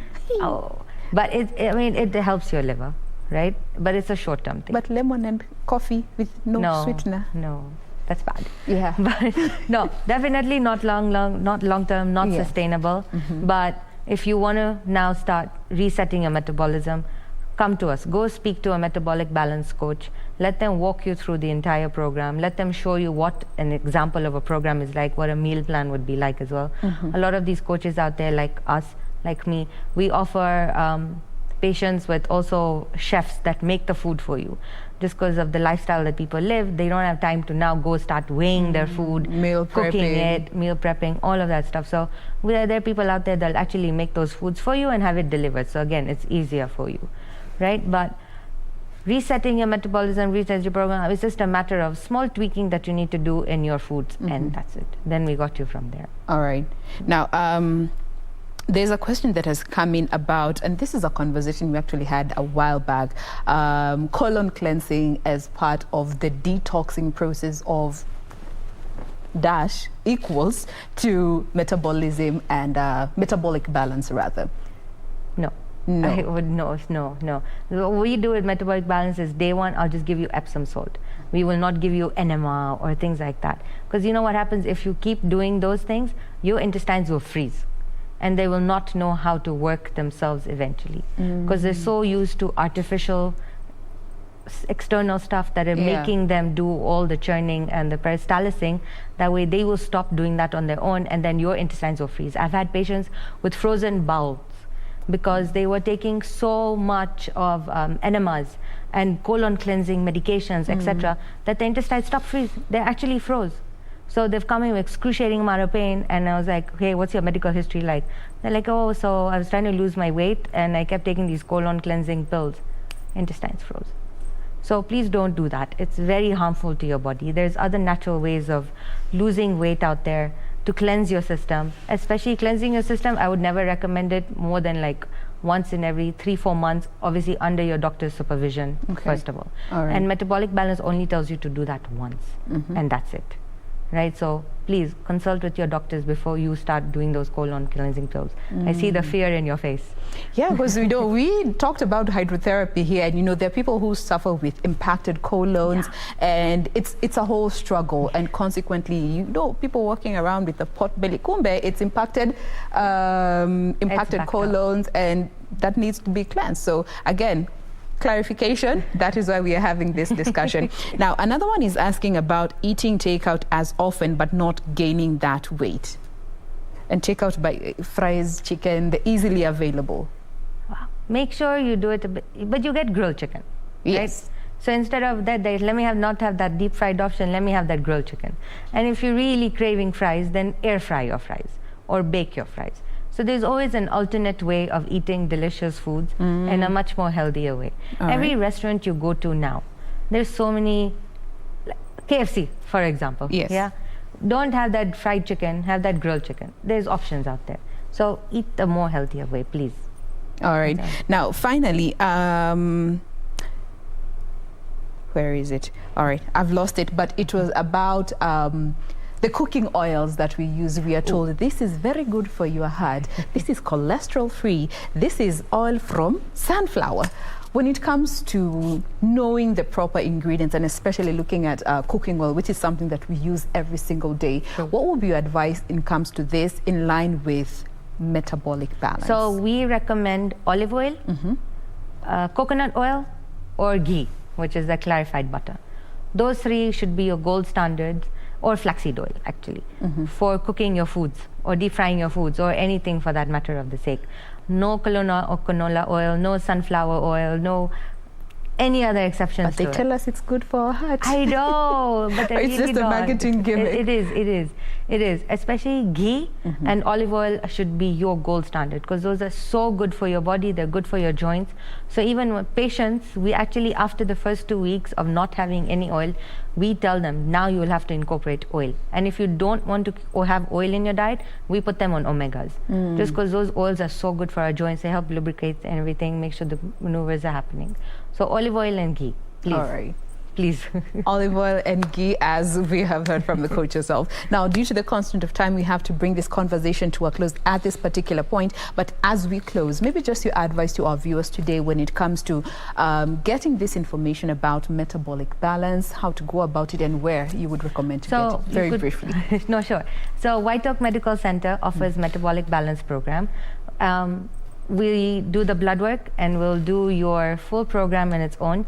There are some people out there, they can't afford it, right? Because it's 66,000 shillings for the whole plan, and that's the only money that you pay across the board. But then there are other people out there, they can't afford it. So we've actually partnered with Aspera to provide the Lipa Pole Pole model for healthcare, right? So you would end up paying 10K a month over 6 to 7 months period of time instead of shelling out the whole get-go of that money. So you can still get your help that you need. Obviously, if you're having any symptoms that you feel like are pointing towards a metabolic imbalance going on, come and see us. Consultation is free, book your appointments. Even there are metabolic balance coaches around the world. So it's not necessary you only have to come to White Oak Medical Center. Go to anywhere where you are comfortable, ask for help, get the help that you need, and make your life better, please. Social media handles once more? Prishita Vora, Metabolic Balance, or White Oak Medical Center. There we go. Thank you so much, Prishita. She is Prishita Vora Shah. She is the CEO of White Oak Medical Center and a metabolic balance coach. Thank you for being with us today. Thank you for having me. Appreciate it. Now that brings us to a close of the program. We do hope you have enjoyed yourself as much as we have in regards to these conversations that we have brought to you today. Remember to join us again tomorrow morning. My name is Jane Wamboy. Do enjoy the rest of your viewing.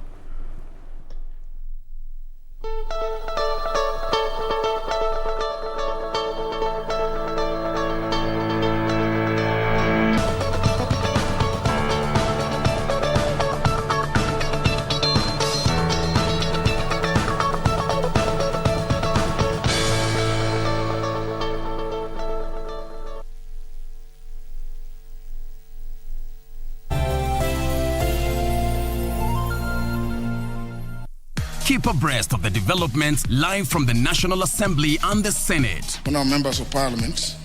The questions. When is the construction expected to commence? The motions. Beg to give notice of the following motion. The debate. Will as many as want to say aye. The statements. A statement on an issue of general topical concern. The petitions. Order number 4, petitions. Stay tuned to KBC Channel 1 and Radio Taifa for live proceedings from both Houses of Parliament from Tuesday to Thursday. Live, uncensored, unedited. KBC, your national broadcaster.